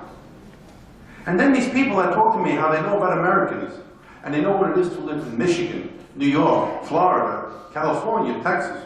They want to pontificate to me also. And they pontificate in the most arrogant way. They pontificate in an arrogant way as if I'm not from the United States, and they're from the United States. You couldn't believe it. And as if I wasn't brought up and raised in New York City, and they were. You'd think they would think, just a little bit, you know. Maybe I know a little bit more about the subject, since I come from there. And I've watched what's going on in my country for the last 40 years. But what they're remembering is ancient history, and a lack of common sense that they have. They have a lack of common sense and conceit on top of it. The current situation happens to be worlds different from what they know and remember. But what I'd like to know really is, how many people did they speak to Islam about? What dawah did they give to these people? You know, this was before, long time before 9/11, Afghanistan, Iraq, long time before all these things. It should have been a slam dunk, 1, 2, 3, 4, in the masjid, take shahada. The people wouldn't do it, they quit back then. Maybe I would have also, I was a young child, but you don't know. It should have been so quick. So many fond memories they speak, as if they're the experts. As if they reverted whole families and neighborhoods. Can they count on their 5 fingers how many people came to Islam? 4 to 10 years they're in my country. Or any country in the world. It doesn't have to be my country. Can they count it on their hands? What did they do there? Make friends? That's all they did was make friends and have fond memories? What about the command of Allah subhanahu wa ta'ala and His Prophet on Nabi Kareem sallallahu alaihi wasallam? I am told that Muslims specifically from this part of the world probably have more knowledge in Islamic science than any other Muslim anywhere in the world. And I'm not going to debate that. That's not what I'm talking about here. But I have one question. If you know it and you don't act on it, what good is it, I ask?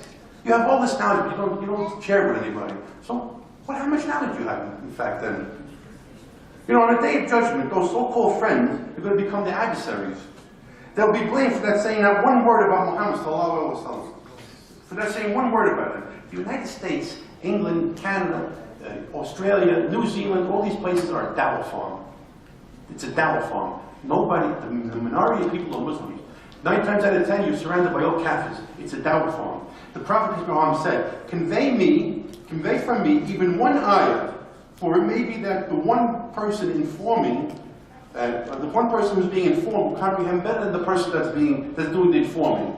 So we learn from these words of wisdom that this hadith encompasses the entire religion of Islam with respect to speech, belief, and actions. Likewise, from the perspective of acting upon it with knowledge, and from the perspective of calling towards it as much as one is able to. The Prophet, peace be upon him, implemented all of this by speech, action, belief, and giving dawah. His entire life was based on knowledge, acting on knowledge, and calling towards it. So they were in my country, and they were all over the West for 10, 20 years. Some people had even longer than that, and they don't know anything. Responding and being able to respond to the callous and cruel attacks, along with the criticism that's coming towards Islam and the Muslims, is incredible. And the Prophet also included. In fact, every aspect of Islam is being attacked. Every little point, every little thing, you name it, they attack it. I want to illustrate to you, some of you, those people who are intentionally attacking Islam. And I'm not trying to demonize anybody. I'm not demonizing anybody. But these are the people who are attacking Islam, and these are the people who are following the people and listening to the people who are attacking Islam. I want to demonstrate the current situation in social civil war that's going to break out soon in my country and in Canada. And you'll be surprised what's going to happen in the next 5 to 10 years. People who are attacking, they have political interests, religious interests, and otherwise. After 9/11, shamefully, many things changed. And shamefully, for the worse. Muslims are being attacked religiously, morally, patriotically, politically, verbally, and also physically. They've become the new scapegoat, the new Uncle Tom, or the way they like to put it, and excuse me for my English, the new nigger on the block, if you know what that means. This is what they say in the news, on TV, on national television. Guilty even before trial. Why? Because of what happened in 9/11. Because of the economic crisis that we're having in my country. Because of every little thing that happens that they don't like, it's the Muzzi's fault. The Muzzi's, they call you the Muzzi. That dirty Arab, sand-eating person. By the way, I'm an Arab too. They don't know the difference between Muslims. So, American Muslims, along with all our brothers, we're trying to fight this. And like I said, we've been put in jail for trying to defend ourselves after being attacked. And I'm not talking about regular people. I'm talking about PhD professors, lawyers, doctors, business owners, all kinds of people. We're not just talking about scrapplers that became Muslim on the street when they were in jail and came out. No. We're talking about highly intelligent people who've been attacked and went to jail. And then by the time they figured out that they weren't wrong, the next day they were out. I'm 45 years old. I'm 48 years old. A couple of years ago, I was mugged. Mugging means you got beat up, and luckily they didn't stab you or shoot you. Why? Because I had a beard and I wore a kufi. Sometimes you're even just standing there, minding your own business, and people will yell comments at you. But let me tell you something. What comes as a terrible shock is when, like I said, in the West, people ask me why I'm wearing a beard and kufi. But I've been here for 4 or 5 months, and that question came up 5 times. With people I work with, PhD professors, the ones with all the knowledge, they asked me that. And I just couldn't believe it. And it's disgust. You know, we wear it in the United States to be distinguished. And I don't mean to repeat myself, but I've come to a point. We wear it in the United States to distinguish ourselves. We are from Islam, we're religious Muslims. It's from this country, we're not foreigners. We're not here to kill anyone. We're not here to hurt or execute anyone. We're peaceful people, and we can live in peace with our neighbors. But when someone here, and I can understand them asking me that question, like I said, but when they ask me that question, I can't believe it. I want to ask them, brother, do you know what Abu Dhabi Karim Muhammad said about the beard? Do you know what the four Imams said about the beard? Do you know what the companions of the companions said, or if they wore a beard? Do you know any of this? Brother, which madhab are you following? Not that you have to follow any one of them. And I don't blame anybody if they don't have a beard, because some people, they can't grow a beard. But, you know, I like to know who they follow. Are they following this guy here? What's his name? Shubairi? What's his name over here? He's got all the knowledge, and he's got to knock the ummah every time he talks about it. Japanese are great. And he goes to Canada, and Canada's great. And what about the ummah of Muhammad? The worst, right? He couldn't get a good example of the ummah. So I like to know who they're following. Who they're following. It's incredible. So the people who are demonizing almost 1.5 billion around the world are many different variables. And they're closely related in many instances. And to understand why Westerners feel a certain way about Muslims, you have to look deep into the opinions of what's happening to them. The TV, the newspapers, the radio, and Hollywood, all the major people who get information out to the public, hundreds of them, the top ones in the United States and Canada, you know who the owners are? They're all Zionists. Every one of them is a Zionist. You couldn't find someone who's not a Zionist in these groups. You want to tell me why? They're brainwashing the people? This is what's happening. The media. This is one of them, the biggest one. Every day they have their lies. And we have the expats. I had some, unfortunately, like I said, I had some video. If you would have seen what I had on video, your hair would have stood up. Your hair would have stood up when you hear what they're saying about Muslims. But that's all right. So we have expats also living in my country from Muslim countries. And they give dawah too. They give silent dawah. But did you like to know what kind of silent dawah they give? Most of the people in my country, like I said, they don't know the difference between Arab and Muslim. For them, the misconceptions are that even Indians and Pakistanis are Arabs. Even I became an Arab when I took Shahada. This is how little they know about what Islam, Arabs, or what we are. And the problem really isn't who's an Arab and who's not an Arab. The problem is how the Arabs in my country are representing Islam. But do Arabs really represent Islam is the question. I would like to classify, from my experience, how the Muslim world is represented. We have many Arab non-Muslims, Christians, Jews from Syria, Egypt Christians, Moroccan Jews. Most of them have a deep hatred for Islam, and you couldn't believe it. You couldn't believe what you hear them say. Then we have Arab Muslims living in my country. Some of them are struggling to keep their children in the way of Allah, but they don't do any dawah. Other ones are living as Americans, without bothering to follow Islam at all. They are by their name Muslims, and that's it. When you see their kids, they're lost. They don't know anything about Islam. They don't even know how to say Fatiha sometimes.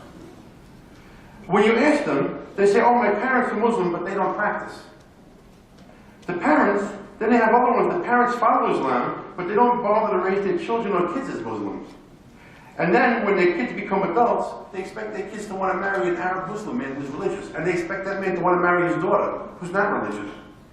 It's not going to happen. So in all, when you look at this community in my country, very few of them do dawah at all. So most of the people doing dawah in my country are Pakis, Bangladeshis, Indians, Albanians, Turks, and the reverts. And we have students in my country. We have 25,000 Saudi students, over 25,000 students. And mashallah, I've met some wonderful, wonderful brothers. But unfortunately, and I say it for Allah, unfortunately I'll tell you something. Most of them have been raised in what I like to call a culture of shame. Most of them don't send their kids to the madrasa when they come to my country. They don't send them on Saturday or Sunday for 8 hours to keep up their Arabic language and to learn about Quran and the Hadith and all of this. But they'll send them to the Christian church to learn English, and they'll send them to the Christian church because we have to learn about other religions to be kind to them. Well, what about their religion? What about the truth? SubhanAllah, it's incredible. And then you look at most of these students, and they give a bad picture about Islam. Not because they're Saudis, I'm not talking about that. My wife is a Saudi. My son is a Saudi. It's because when you become a Saudi, you have a double job, because you represent Islam to the rest of the world. And whatever you do, and whatever you don't do, believe me, people are watching. And I hear about it. I hear about it from Americans who I do da'wah to. And from their own mouths, this is what I heard, from Saudis in my country. Women don't have any rights. What about free education? Is that a right? So I like to ask them, what about free education? And they explain to Americans that hijab is a cultural issue. Since when is hijab a cultural issue? Couldn't they think of anything better to say if they don't know what to say? Couldn't they say, well, as Muslims, we found Miriam, Jesus' mother? That's an easy thing to say. They couldn't. And some of these people have bachelor's degrees and master's degrees in Islamic sciences. I don't understand what the problem is. We have a family, my son, he plays with their children. And they play with the other children on the block. My son comes home one day, and he's mad. He's almost crying. I said, Ahmed, what happened? He says, those kids around the block told me that Muhammad was a lie and we're going to hell. I says, really? What did you tell him? And my son's tough. He says, I told them to shut their mouths. They don't know what they're talking about. I says, good. I said, what did Dadi tell them? The other boy from Saudi Arabia. Dadi agreed with them. He agreed with them. So what did I do? I says, okay. You know, because you got to be moved forward in my country. When 5:30 came, that's when people get home from work. I went over to the American family and I called the father outside. I said, listen, Mike, and he knows me, he's friendly. This is what your son told my son. I said, you know, we're in West Virginia now. I know things are a little bit lax here. I said, you know, in New York City, I grew up with all the colors of the rainbow and all the religions of the rainbow. We didn't attack each other like that. So tell your pastor to cool it. Because I know it comes from his church, or it comes from him. I says, cool it. Because if you don't cool it, you could have a lawsuit on your hands. He says, don't worry, I'll take care of everything. I says, thank you. Then I go across the street to the brother's house from Saudi Arabia. I said, brother, I got to explain to you something. Because he was only here for 5 months in the United States. I got to explain to you something, brother. He was one. I said, this is the situation. So I told him what the situation was, what happened. I said, you need to explain to your son how he's going to react to these things. Because he told them he agrees with them. You know what he told me, this brother? Hey, well, brother Yusuf, I don't believe in that religion. It's old-fashioned. This is what he told me. This is why I almost fell on the floor on his tiles in his kitchen. I said, brother, I'm not asking you if you believe in this religion or if you don't believe in this religion. That's your problem, not mine. I'm telling you that no matter how you try to listen, when you forget who you are and you try to be accepted by any community, they never accept you. You're better off fighting for your right. I'm a Muslim, and if you don't like me, you don't have to hang out with me. But if you change your name from Mo to Frank, and you don't go to your masjid, and you go to their church, you're always going to be, you know what they call you? They call me the same thing too, so don't feel bad. You're always going to be the sand nigger behind your back. And they're never going to accept you. They're going to look down on you. And this is what this brother told me. I couldn't believe it. As a Muslim, as an American Muslim revert, my community, we find ourselves between the Christian zealots and this group here. And they're not all from Saudi Arabia. So don't take it personally, guys. North Africa, all over the place. We gave Taraweeh one day for Ramadan.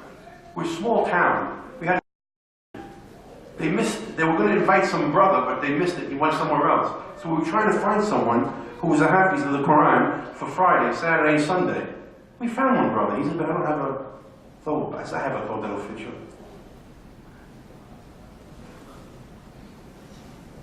What does he do? He's reciting Quran in Taraweeh prayer, Saturday, Friday, Saturday, and Sunday. And then is everybody familiar with Facebook? I go on my Facebook, and so did a couple other brothers, and when he leaves Taraweeh prayer, guess what he's doing? He's getting drunk in the bar with all his friends. And he recites Taraweeh. Didn't Muhammad say, the Quran is in their drawers, but it didn't go past that? We had to get him and say, brother, what are you doing? You're reciting Taraweeh. You know, it's worse for you than us. We stand behind you. You're going to pay for everybody behind you for everything you do. His face turned black. I don't understand it. You know, we have many things happening, and some people tell me, especially when I'm dealing with my own community, Christians, why are you so derogatory towards these people? Why do you speak to them like you want to grab them? I said, listen. They wrote 60,000 books of hate about our Prophet Muhammad. It's not about hating them. It's about sticking up for your rights as a Muslim, make them respect you. You know, sometimes people, they look at me and they say, well, when you speak to them, the tone of your voice, or something like this, it doesn't sound good. You have a tone, you have a way of yelling. And no, I'm only taking charge of the conversation. I'm not doing that. You know, in the Bible, Jesus tells his own people, these people that I talk to, you generation of vipers. You know what that means? You monster, you worm, you rat, you animal, you dog. That's what he's calling them. He's talking to his own people. He says, you adulterous nation, you hypocrites, you fools. But that was how many years ago? If I tell you what they're saying now to us, you would be beside yourselves. Christians will be saying anything they want about Muhammad, and it's fine by them. They call him a pimp. This is what I've heard of him: a pedophile, a warmonger, a devil, an illiterate, rapist, child molester, a cold-blooded killer. And they're making comparisons between him and their God in that fashion, in their books, little books like this on the streets of New York.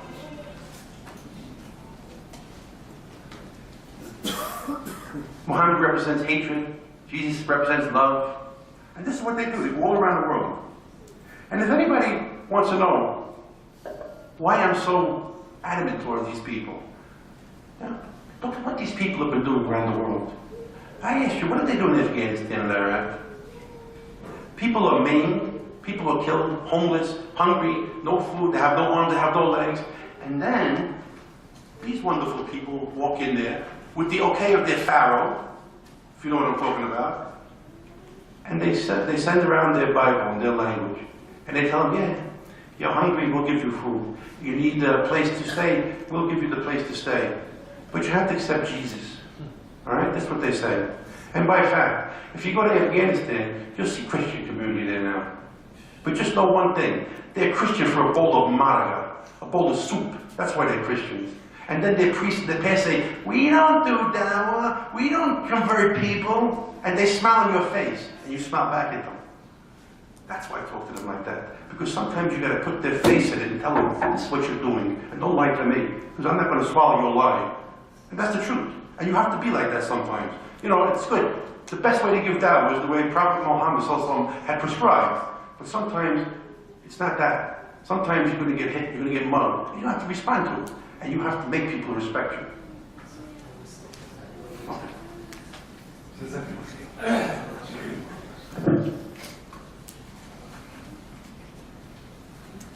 Bismillahirrahmanirrahim. So we'll have the break now. As usual, we allow our sisters to proceed to the buffet, then we follow. And on behalf, we thank Brother Muhammad Yusuf, and inshallah longing to hear from him in the second session. But really, I thank him from my heart for this sincerity. We feel that he means every word that he's talking about. And also, he's enriching this saying with his personal experience. So may Allah reward him. And my accent is very choppy, so I apologize to anybody who's been sitting here and they don't know what I'm talking about. I apologize for that, because I know this happens. And I'd like to bring up what happened to my sister-in-law and myself. She's not a religious person. She doesn't go to church. She doesn't care about religion. Only until she found out I was a Muslim. Now she's a Christian. So when they first found out I became a Muslim, I went to my brother's house, and she invited me up for a cup of coffee. And she says, so could you explain to me what this is, because we're really worried about you. We're concerned that you're getting involved in something, and we're worried. I says, listen, I'm on the religion of Abraham. I'm on the religion of Noah, Moses, Jesus. I says, this is the religion. I'm on their religion. We worship one God. We pray to one God alone. And when I was telling her this, her eyes were getting teary, like she wanted to cry. I figured, well, you know, this is good. Maybe she'll want to hear more. Later on that night, when we had dinner, after we had the coffee and cake, she attacked me. Oh, but the Muslims are killing everybody. And the Christians are more religious than the Muslims. And this, and that, and this, and that. So I said, Sue, her name is Sue, I said, let me ask you a question. I said, in the Old Testament and in the New Testament, Jesus talked about following the old scriptures. Following the old scriptures. I said, what were the old scriptures he was speaking about? She's looking at me. I said, I'll tell you what they were. It's the Mosaic law, the law of Moses. He always referred back to the Mosaic law. He always referred back to the law of Moses. I said, so let me ask you another question. 2 or 3 people in the New Testament asked him, oh Master, how do ones get to paradise? And he told the rich man sell all your goods, and he told the poor man, and both of them, follow me. Well, he was saying to follow his example, and he was saying to don't put all your investments in this world, like we spoke of earlier. I says, but he was there for who? It came out of his mouth that he only came for the lost children of the tribe of Bnei Israel. He didn't come to form a new religion. When they asked him, he told them, I'm here for the lost tribe of Israel. He didn't know anything about a Christian. I said, can you explain to me why that is? When they asked, how to get to paradise, how come he didn't say, well, wait a couple of months, I'll be put on a cross and you can pray to me? How come he never said that? I says, he said, I came and not the least of the Mosaic law should be changed until heaven and earth pass. I says, so, did you change any of the laws? He was a good Jew, Jesus. He was circumcised. He fasted with the Jews. He went to Sabbath, he prayed in the temple. How many laws did you people change? Some of you aren't even circumcised as men. You eat pork. He never ate pork in his life. Do you follow him or who do you follow? Who is it you are following? She's started getting mad now. So let me ask you a question. Let's get off that topic. Because you want to talk about religion. I said, Sue, in the Revelation, the book of Revelation, which is the last book of their Bible, it talks about the day of when everybody's going to be raised up, right? She goes, yeah. I says, in your book, Jesus says, and he's telling you people, and on that day, meaning the day of resurrection, they will come to me, and they will say, didn't we pray in your name? Didn't we preach in your name? Didn't we heal people in your name? Didn't we do all things in your name? So who are the people praying in Jesus' name? Who are the people preaching in Jesus' name? Who are the people laying hands on other ones and healing them in the name of Jesus? Who are the people going all over the ends of the earth preaching in the name of Jesus? Is it the Jews? They're not doing it. I says, is it the Muslims? Muslims aren't doing it. I says, is it the Buddhists? The Buddhists aren't doing it. The Taoists? The atheists? It's you Christians he's talking to. You people do it. I says, and he says, when on that day, when you come to him saying these things, what is he going to tell you? I didn't say it, your book says. He says, get away from me, you heathen nation. I don't even know you. I says, what do you say about that? He's telling you what he's going to tell you. And you're still in your ways. Well, since that day, she hasn't talked to me once. That was like 8 to 10 years ago. She refused to talk to me. But this is what has to happen. And she won't talk to me because she knows if she does, she'll get the same medicine. You know, medicine's hard to take. It's hard to swallow. It don't taste good. But you need to see it. You need to take it sometimes. And this is what I told her. And this is what happens to many of these people. Anyway, I'd like to go back to what I was speaking about, this culture of shame. We have a lot of Muslims come to my country, and I witnessed them. Upon arriving, they couldn't wait to have that quote-unquote American experience. Whether in Canada or the United States, they want to have that experience, that freedom, that liberty, whatever it is that means to them. And they act as if the reason they came to the United States, whether it's a school or work, they act like they couldn't wait to go to the first bar in the first 20 to 50 mile radius from where they live, and to try to get the first American white girl with blonde hair. They can't wait for these things. They're dying. They're drooling at their mouth to see this. And the women are equally as bad, I hate to say. They ceremoniously take off they rip off their hijabs, and they put jeans on that look like they were painted on their bodies. This is a problem. This is a problem because Arabs in general and Saudis represent Islam to the world because that's all they know. They think we're all Muslims, we're all Arabs, so you know that's their thing. So often I would look at these people and I say, what is wrong with these people? What's wrong with these people? Why are they doing that? And then after having to go to school and having to converse with them, little by little, conversation goes up, and you start to understand their psyche, why they do this, why they think this way. Well, you know what? They look at us reverts as outdated, decadent. And if you look at what they're doing, they don't even want to make friends with us. So who do they make friends with? They make friends with the people who don't want to know us anymore. So it says in Surah Al-Ma'idah, chapter 5, verse 31, and he amongst you that turns to them for friendship is of them. But Allah subhanahu wa ta'ala is not a people unjust. So they prefer the full experience, these people, when they arrive to the shores of whatever country is in the West they're at. And this includes women, alcohol, sometimes drugs. I've seen students, they make friends with their neighbors who they thought were good people. I warned them, I said, stay away from them, get out of there. Well, they asked him if they could put some of their flowers and plants in his backyard because they didn't have enough room. You know what they want? Marijuana plants. When the police came, oh, he's a student. Oh, he's Muslim. Now they made a big thing out of it. He spent 3 months in jail before they sent him back home. Because he wouldn't listen. Because he thought it was cool to be with these people. Right? So they want their freedom and they want their liberty. Now the problem is, not that they want their freedom and their liberty, because when they get to the States, when they get to Canada, they'll see what the story is there. But Muslims, what are they teaching their children? This is the problem.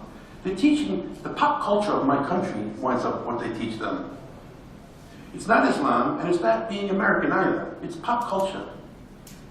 They like to make up their own terminology instead of the message of Allah subhanahu wa ta'ala, who sent Muhammad to teach. They're using the term shame in raising their children instead of using the correct terminologies of halal and haram. For example, you speak to a father or a mother, and they teach their children it's no good to play with girls to their little boys, or it's no good to play with boys to their girls. Why? It's a shame. I asked them many times, why don't you say halal and haram? Why do you say shame? Because I don't want to make it complicated, they tell me. Well, you know, I'd like to ask one question. Is the order of Allah complicated? There are deep, deep problems in teaching your children what is haram and halal, or instead of using halal and haram, you use shame. There's deep problems with this. The deep problems are this. When they become adults, and they wind up in the West for scholarships or whatever it is, guess what? What was a shame in their country is not a shame in my country. They don't know what it is haram and halal. They weren't taught that. So haram becomes halal because they know only what's a shame. And since having a boyfriend or a girlfriend or drinking Hummer is not a shame in my culture, and that's where they are, and they want to be American, guess what? They're doing all the haram becomes halal because it's not a shame on the shores of in the Western world. I think if they grew up knowing what halal and haram means instead of shame, we'd be seeing a different Muslim flag in my country. And I know some people tell me, and they do, you don't understand, brother, there is a lot worse in the Middle East. You can find a lot worse than that. Believe me, I know that there's a lot worse, and it's really sad all over the world, amongst all peoples. But the problem is, these people are coming to the West, and they represent Muslims. And some represent the Holy Land. And the Westerners, the Easterners, the Northerners, the Southerners, they're all watching. They're all watching everything they do. And whatever they do, guess what? A Christian can do it, but if a Muslim does it, oh, we're gonna talk about it now. We're gonna talk about what we found. Many times, after getting to know these people and seeing what they do, I actually told them, do yourself and myself a favor. Go back home and stop making it more difficult for me. I'm giving someone dawah, and then the same person I give dawah to, the Christian, comes to me and says, well, that Muslim's doing that. He says it's okay. So they give anti-dawah. They're giving anti-dawah. And it makes my job twice as difficult. So like I said, you become a practicing Muslim or a revert in my country, and on both sides of you, you have to go like this with the Christians, and then you have to go like that with Muslims who came. So you're stuck in between both these groups, battling both of them now. So when they tell you, well, we're in the United States, we tell them, they're doing those things wrong. Well, what is that supposed to mean? Is it in the United States? If you're in the United States, that means haram means halal? My son goes to school, he's 10 years old. From when he was in first grade, he knew if they served pork in that dining room, he's not to eat it. And he would ask them for a sandwich or something else, and they would give it to him, because they know he's a Muslim. And there's some Christian groups also that don't eat pork, by the way. Well, my son comes home with me, and he says, guess what? I said, what? My friend asked me, how come those people who are Muslims, they eat pork in the diner? I says, who's this, Ahmed? Well, it's one of the brothers in the masjid, his kids. When I asked them, why do you do that? They said the same thing. Well, we're in America. What the heck does America have to do with this? What is their idea of what being an American is?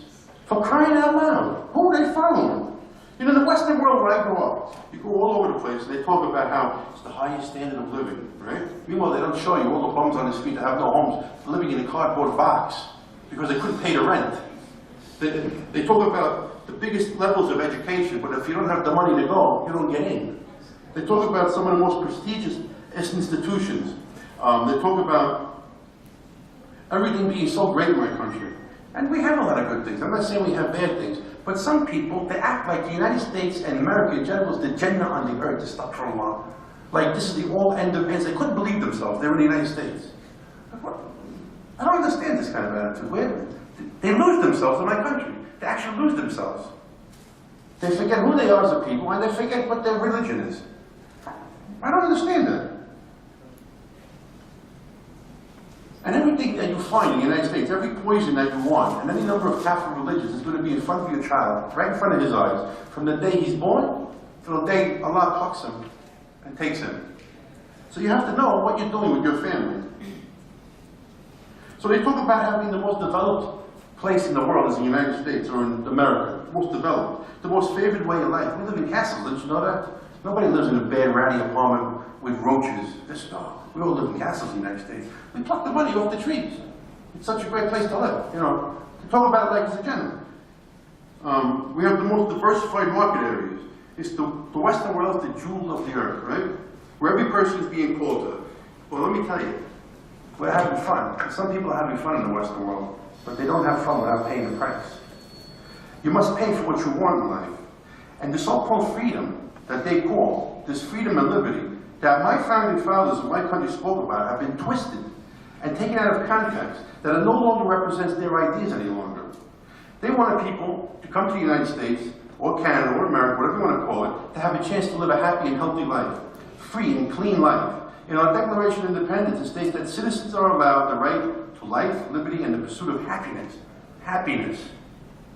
Well, you tell me if the following facts I'm going to quote to you represent happiness. Every single hour, 106 children are aborted. Aborted is a nice way to say murdered, because they made a mistake and they don't want to have the child after they have it. Every 7 seconds, a woman is raped. 10 every hour. 240 to 300 women raped a day. Does that sound like happiness to you? 3 million prostitutes walk the streets every day in the Western world. Does that sound like happiness to you? Every single day in the West, 350 young children are kidnapped for child prostitution. Is that happiness to you? 370 people shoot themselves in the head, overdose with drugs, slit their wrists. Does that sound like happiness? They have no reason to live, these people. Alcohol, hummer, is one of the most widely used drug substances in the Western world and is a major public health problem.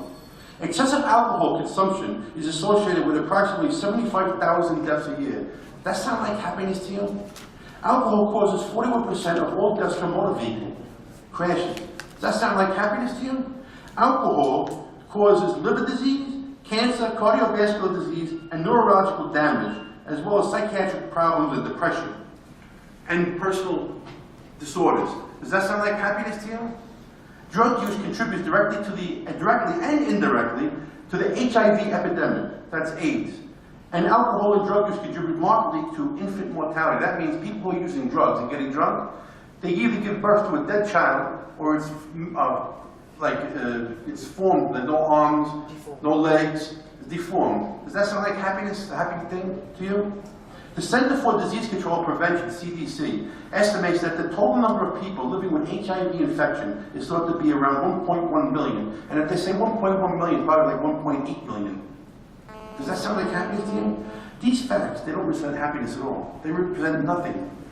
Not anything to a sane person. It's not happiness to a sane person, or certainly not to a practicing Muslim. This is a result of what the media has been teaching people in my country. I remember who are the people who own the media in my country. They want to make you an animal. They want to take you from your religion, and then they can tell you what to do. This is the result of that. If it feels good, do it. With no thought of if it's bad or if it's going to hurt you, your family, or another person. So after knowing this, I asked myself, how could Muslims look to this as something grand and wonderful? Something they aspire to be like? Why would they want to imitate this? I'm American, I don't do this. Why do they want to do as, and when they do it, they run the risk of losing their lives along with their families' lives? These people, the problem is, they want to make a new interpretation of the Quran and the Sunnah, from what I found. a new interpretation of Islam.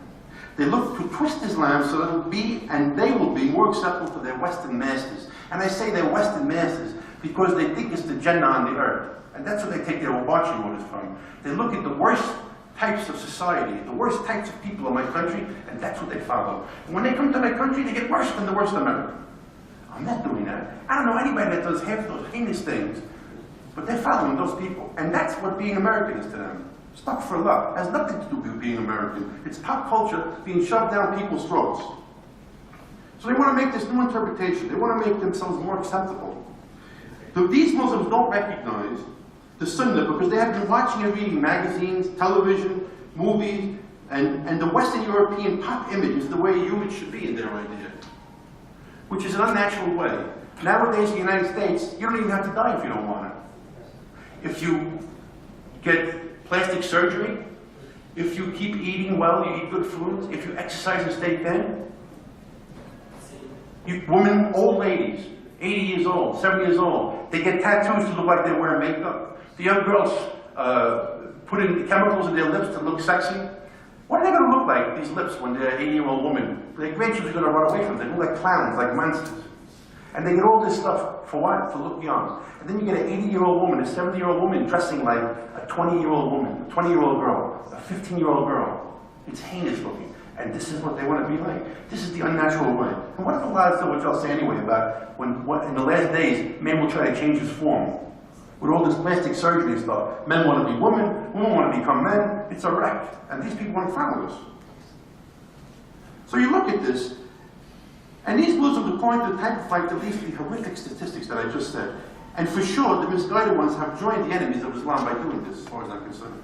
No matter how academic, scholarly, or sincere, or erudite they are, they have joined the enemies of Allah, and they have said so by doing. They have said by doing so that Allah has not given us the haqq. They act like we don't get the haqq from Allah. They're loyal to the Kafirs and disassociate themselves from the Muslims. They do exactly what they're supposed to not do. So when you look at the media in my country and all over the West, and you say, why do they keep calling Muslims terrorists, dangerous, uncultured, suppressed women, extremists, fundamentalists, bent on converting the whole world to their brand of religion, not able to live in their free society, and therefore should be rounded up, jailed, or killed? Why do they keep saying this? I'll tell you why. Because at the same time, they're being told that they're not going to be able to have enjoyment in their life. People fear the unknown. They fear what they don't know. And we allow the media to say these things to Muslims. Because the media is dominant and the media is telling the lies. So they're fearing everything they hear. They hear that when so many derogatory things about Islam in my country, and they hear it spreading at such a rate, and that it will be the largest single religion in the United States and in parts of Europe really soon, and amongst all those things that they tell them they won't be able to enjoy, like I said. And what is it that they won't be able to enjoy, I ask? Well, I'll tell you what they won't be able to enjoy. Pornography, dancing, drugs, hummer, prostitution, rape, gambling, goes on and on. Whatever poison you like, you find it in the West. If you want to find the truth, you'll find that too, though. But this is what these people are doing. And then they come, some Muslims come to my country, and that's what they want to follow. You know, it used to be Russia, communism, that was the scapegoat in the West. It was communism. And people were kept in fear of the Russians, like they were some kind of animal coming from somewhere foreign. Well, you know what? Russia was the evil empire, now it's Islam. Because we're not doing our jobs. In Surah Ma'idah, chapter 5, verse 50, it says, "O you who believe, take not the Jews and Christians as friends, protectors and helpers. They are but friends, helpers, and protectors of each other. And if any amongst you takes them as friends, helpers, and protectors, then surely he is one of them. Verily, Allah guides not those who are zalimun." Now, I got a whole family full of Kafirs. I'm not saying you can't be friendly with them. But I'll tell you what, when you have a problem and you need help, don't see what the Christians are going to tell you. I got the most experience with that in this room. They'll say, "Oh, brother," they won't even say, "brother, I can't help," you know, they give you a million excuses. The worst Muslim is better than the best Christian, because he's got something the Christian doesn't understand. What the Christian doesn't understand is, you do it for Allah. I love you for Allah. I'm doing this for Allah. They don't have this in their terminology. They just have their excuses. One night, I needed to rush my son to the hospital, and my car was in the shop. I called the Palestinian guy around the block, He got me a van.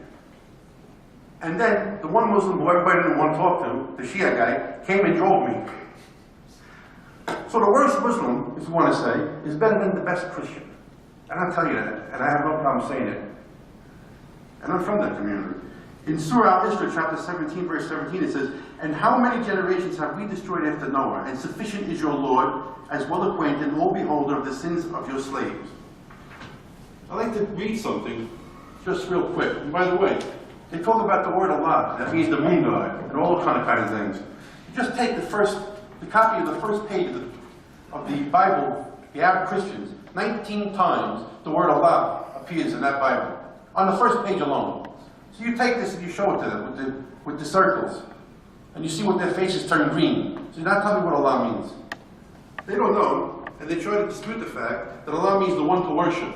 And the word couldn't be made a female, and it couldn't be made goddesses, and it couldn't be made plural.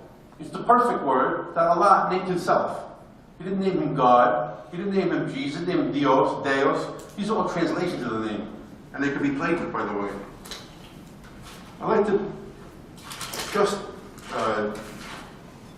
read something, quote something from what Ahmed said about Muslims, Christians, and Jews. He says, "We Muslims believe in Isa, peace be upon him. We believe that he was one of the mightiest messengers of God. We believe that he was born miraculously, no male intervention, a miracle of Allah's creation. We believe that he gave life to the dead by God's permission. He healed the sick, the lepers, and the blind, all by God's permission. We also believe that Allah Azza saved him from an ignoble death on the cross." You would think all this would satisfy the Christians, but it doesn't. All this does not satisfy the Christian, and we're closest to them. Because Muslims are also closest to the Jews, in that of our concept of the divinity of God. The Jew says the God Almighty is absolutely one. We Muslims believe. They say he is Ikhad, we say he's Ahad. They say God is unique, we say God is unique. They say that God has not been seen by any time, by no man, and no man has lived and seen him, and we agree with them. They say that it is forbidden to eat the flesh of swine, and we say we won't eat it. They say no to eating the blood, we won't eat blood. They say that man must be circumcised, we say we're all circumcised. We the Muslims are going together with both these communities, but do they accept us? No. It's an amazing situation, I tell you. And they won't accept us, and they never will accept us. And they will not be happy unless they say, they stick you in the water and pull you out as a Christian. It doesn't matter if you pray 5 times a day, 100 times a day. It doesn't matter to them. They don't like Muslims, and you have to change their idea about that. And sometimes you have to be pretty, you have to do battle with them, plain English. There is a hadith about Muhammad ﷺ. He said, "Young man, I shall teach you some words of advice. Be mindful of Allah, and Allah will protect you. Be mindful of Allah, and you will find him in front of you. If you ask of Allah, if you seek help of Allah. Know that if the nations were together to benefit you with anything, it would benefit you only if something that Allah had already prescribed for you.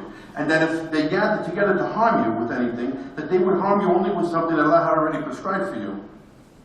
The pens have been lifted and the pages have been dried. Truly God does not change the condition of a people until they change what is in themselves." And that's the problem here. We have to be proud of who we are as Muslims. I don't care if Johnny, Matt, Mike, who are you? I'm Muhammad, Yusuf. But you're American. Yeah, I'm a Muslim. Why should I change my name? Why should I give them a Christian name if that's not what it is?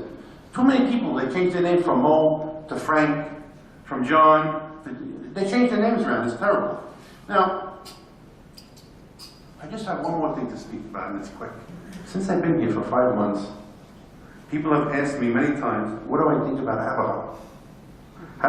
What do I feel about Ba'abha? Do I like it? Ba'abha is a wonderful place to live. It's a truly wonderful place to live. I met very wonderful people. This Dr. Abuish, he's a wonderful man. I will tell you something. When I first came here, the first day I went to the Jaliat, I think I saw 16 or 8 or 10 or something like that Filipinos take Shahada. I never seen that many Filipinos at once take Shahada. And the next week it was another 10 people. And then it was another 5 people. It's incredible. I'd like you to ask yourselves, how many times we've been to the Jaliat this last month, or the last 6 months. If we could count 1 we can count none, we should be ashamed of ourselves. Because you have brothers there that have reverted to Islam, and they're in another country. They need your help. Guess what? They need your help, they need your guidance. Please, go there and help them. It would be wonderful, and you get ajr for it too. Another thing that I must comment on, two more things, and that is the situation with the driving here. I come from New York, and we have 11 million people in the state of New York City alone. And we're crazy drivers. But we drive crazy within the law. The other day, subhanAllah, I'll tell you, Allah can see me and hear me. I turned around in a big truck, a 10-year-old kid was driving the truck. He looked like my son. My son's 10. This couldn't have been older than my son. I said, Astaghfirullah Azim. Who puts a 10 or a 12 or a 13-year-old in a car? That's like giving him a gun. He's going to kill someone. I couldn't believe it. I said, God forbid. I said, you know, we see many students in the college. They limp and walk. What happened to an accident? What happened to an accident? What if you get hit by a car? I think you have a worse car problem here in New York City. And we're 10 times bigger. Come on, guys, we got to think about this. That's just another thing, which is, you know, but Ba'abha has a great place to live anyway. And I just want to talk about is, you know, you ever see the yellow smile? It's got a smile, it's yellow. Smile. Ba'abha, smile. It's ajr. Nobody smiles. Everyone's it's ajr. They prove that you move muscles. It helps the body. The body's healthy when it moves the muscles. It's ajr. Just smile, yeah. Smile. Smile to your brother. You get ajr for it. And with that, actually, I'm finished. If anybody has any questions, please ask. And I'm sorry if I was too quickly. I speak too quickly. You don't want to understand me. But thank you. Thank you.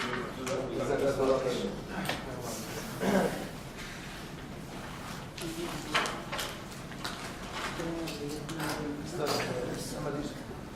mentioned that Allah is mentioned in the Bible by the name of Allah. You mentioned now that Allah is mentioned by the name of Allah in the Bible. No, I showed them the Arabic Bible. Arabic Bible. Because the Christian Americans, they don't believe that word means anything. They don't have this word. But what about the Hebrew? The Hebrew, they have Allah. Allah. So, and in the Christian Bible, they used to have a little area on the bottom, the footnotes, and the word Allah was there. But they took it out. They took it right out. And a lot of times when Christians are quoting from their Bible, everything they quote for is an interpolation. Everything that is something that Jesus, if you ask yourself, would Jesus have known about this or agree with it? If you say no, 9 times out of 10 it's an interpolation, meaning somebody wrote it in there. Some monk, priest, or whoever it was, changed it to make people believe them more. So when you bring that up to them, and they know it, they get stifled. You know it. Anybody has any other questions? I don't know what you want to ask. What is the future of United States? Excuse me? Future of United States. I don't know. But there's going to be, it's going to come to a point because you have, it's funny, you're Catholics. Catholics as a group, they don't bother the Muslims. They don't bother you. It's the evangelicals and the Coptics and the media. So what's happening is, if you notice the last 2 elections, it was very close. 49, 51, 48, 52, 49, 50, like this. So what's happening is, little by little, it's going to get to a point, and I believe that unfortunately, because of the economic situation, this is fueling more divisiveness within the community, and we're going to see people, the first thing that's going to happen, unfortunately, is a lot of Jewish people are going to get killed because of this economic problem. And it's coming out in the open now. People are talking about it, whereas before, nobody spoke about it. It was like the elephant in the room nobody wanted to talk about, but everybody knew it was there. AIPAC and the money that's going to them. The next thing is, the Muslims are going to get it too. Anybody that's different is going to get it. There's going to be social civil war in my country. You see, what we're witnessing all over the world is going to wind up in the West too. It's going to wind up there. You know, all the pharaohs, for every pharaoh there's a Musa. And we're watching, you know, we have the story about the pharaoh and Musa in the Bible and in the Quran. Well, we have present-day pharaohs with little sticks trying to rule people and keep them, you know, afraid of them. They try to rule people in fear. Same thing in my country. They do it through the media. So they try to rule you through fear, but there's always a Muslim for every pharaoh. So alhamdulillah, it's going to go all over. We want to thank our brother Muhammad Yusuf for this beautiful talk about a serious problem we are having in this country or in the Gulf states, especially from our young people going to the United States and working against our religion, against them, you know, and it's this problem being recognized in Saudi Arabia and in Gulf states. They know it's a big problem, it's there, it's continuing, it's bad, but I never seen one describe it like what you did, Muhammad. Really, you describe it well. And if I suggest you write this as a book, it's going to elaborate and it's going to be a problem solving, really. I'm suggesting if you do this in English first, but it should be translated to Arabic because it's our problem, not West problem. Thank you very much. Yeah, you know, I was a little apprehensive to bring up some facts. And I'll tell you something, I lived in different countries. And when I lived in those countries, my grandfather, he was a businessman in the Mediterranean over 100 years ago. My father's one of 15. So it was a long time ago, my grandfather. And he always told us, and he lived in Tunisia, and he spoke Arabic, my grandfather. And he said, you know, when you go to another country, you're a guest. And you have to be a good guest.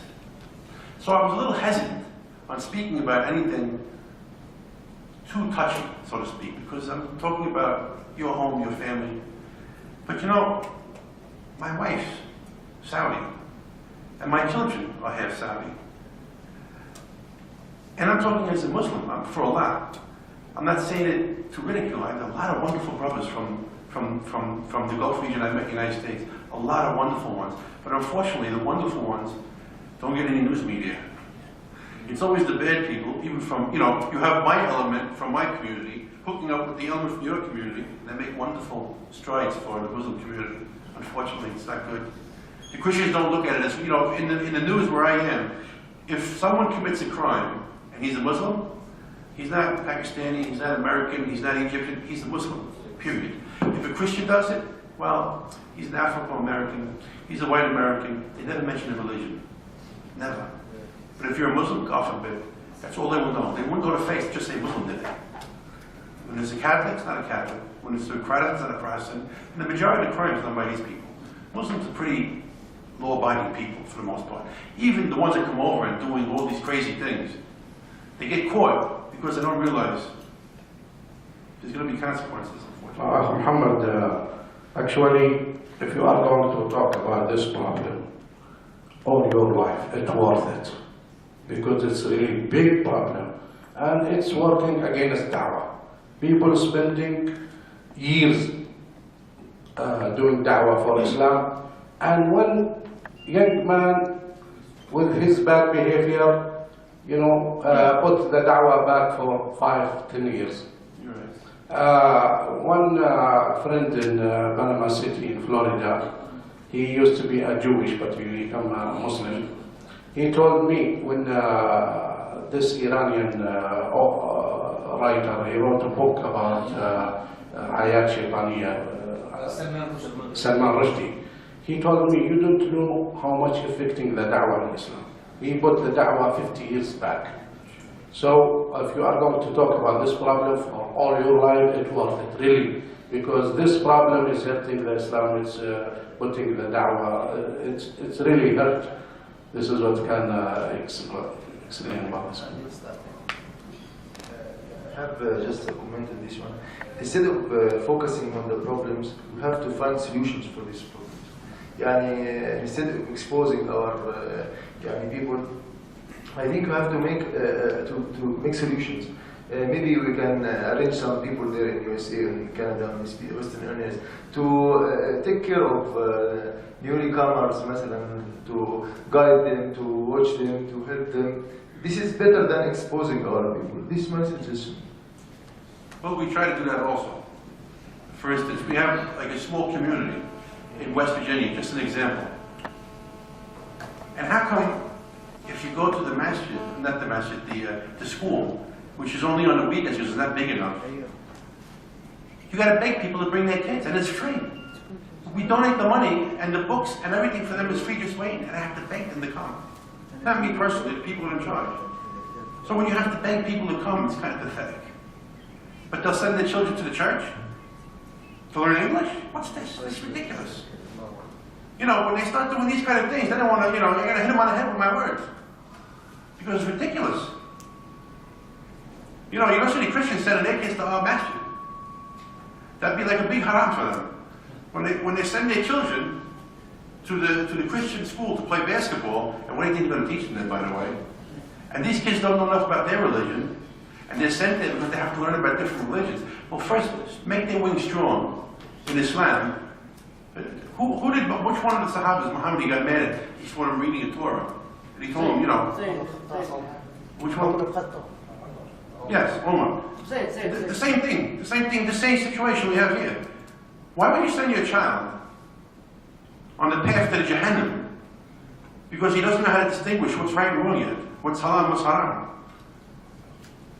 I wouldn't send my son there. I wouldn't send him there in a million years. We had a Baptist baptized and christening, and I wouldn't even let him go. My niece was baptized in the church. I didn't go. Why didn't I go? I don't want my son to be exposed to that. That's garbage, rubbish, as far as I'm concerned. And I'm sorry if I insult some Christians, or I don't care. Because what they're saying about us and what they're doing to us, you know, there's a time and place for everything. You have to know how to pick your battles. Some people are very nice, like I said, and they'll understand. But you get these other people. I won't expose my son to that kind of stuff. And when people are doing it, it has nothing about us.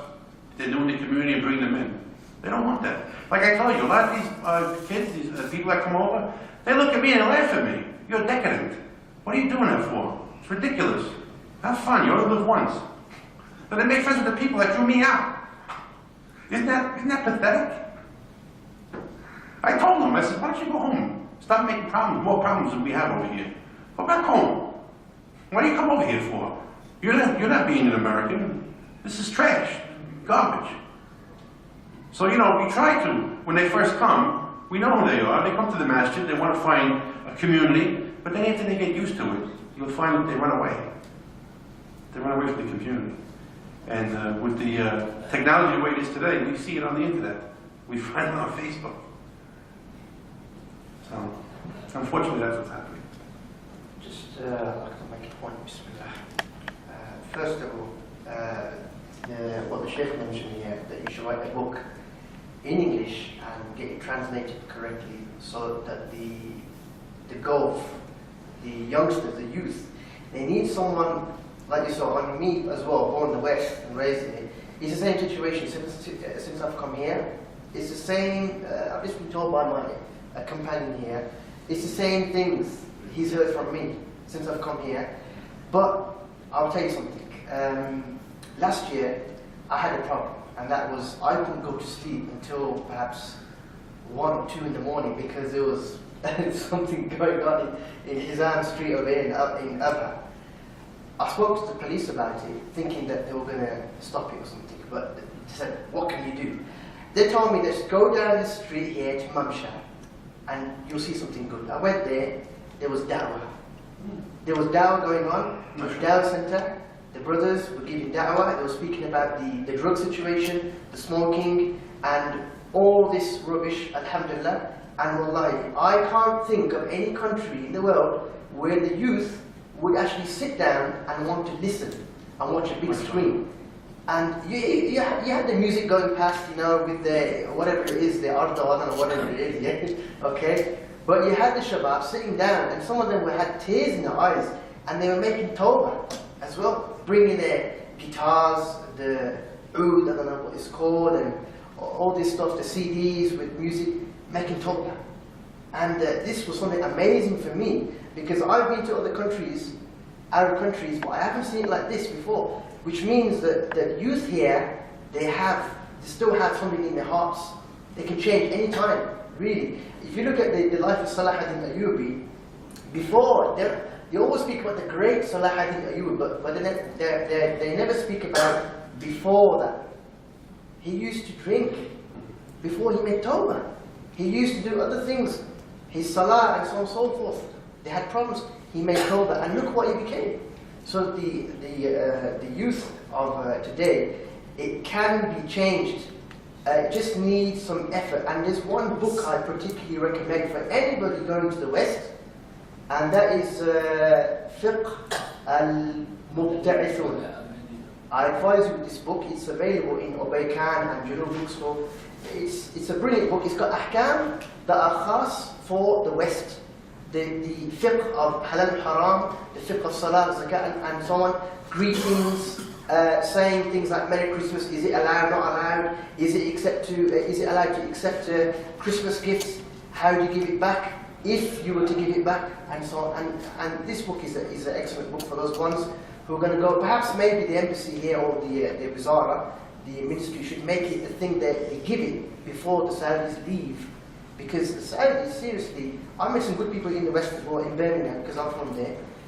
And but all in all, Jazakumullah khair for your lecture today, because we needed somebody to actually say this. Because what he's trying to say, our brother Yusuf, what he's trying to say, Jazakumullah khair, is that you guys, you've got the light, you've got the best by far, not number one and you've got number two. You've got number one, then you've got after that number 100. It's like that. It's a big difference. It's like a difference between the heavens and the earth. So the actual brother is come to Islam, like many, and that's why they say that Alhamdulillah, I knew Islam before the Muslims. This situation is happening now, as you can see, the weakness of the Muslims, apologetic and so on and so forth. But you can see things are starting to get better. In Birmingham, last year I went back and I saw some good things. They're starting to be able to do isti'ab, like in terms of attract and give service to the new Muslims. So they don't actually go off back to where they came from. They've got activities, especially for new Muslims and so on and so forth, social activities, interaction as well. And there are flaws here and there as well, of course, but things are getting better. Da'wah is getting better. There's also an attack going on against the Saudi curriculums that are being used over there. But Alhamdulillah, it's coming. You can see that, like one of the guys from the Congress mentioned, I forgot his name, that I don't believe that people who come to the West, to America, the Muslims who come to the West, to America in particular, that they leave their teachings. Rather, I believe they should carry on. They should increase in their knowledge, bring it to us, because whether we like it or not, Islam is a superpower of the 21st century. It's coming. That's right. We're going to have to accept it. That's what he said. And he's not a Muslim. So, we should have honor with our Islam, honor with it. I'll tell you that so after 9/11, before 9/11 in the West, the masjids were like this: Bengali mosque, Pakistani mosque, Afghani mosque, Arab mosque, this. But since 9/11, the people have, that's all gone. Yeah, it's almost finished. MashaAllah, the Muslims become like brothers. You will even see the Muslims who don't even pray, they become like, I'm a Muslim. It's like that. You can see that. But, all I can say in the end is just Jazakallah khair, Barakallah feek. We need this. Jazakallah khair. Well, I agree with you 100%. And you know what the funny thing is? It's very interesting. And I told some brothers this. We brothers in the West, we don't know anything about our brothers here. It's an incredible situation. I don't know why it's like that. We know nothing about what goes on, especially here in Saudi Arabia. I was pleasantly surprised when I came here. Really. The Jaliat in Ba'abha, the Jaliat in Hamis, is just wonderful. It's just a wonderful thing. But we don't know about this in the West, and I wish we did. I'm going to tell it. But it's just a wonderful. We're brothers, and we don't know each other, and it's because of politics, unfortunately.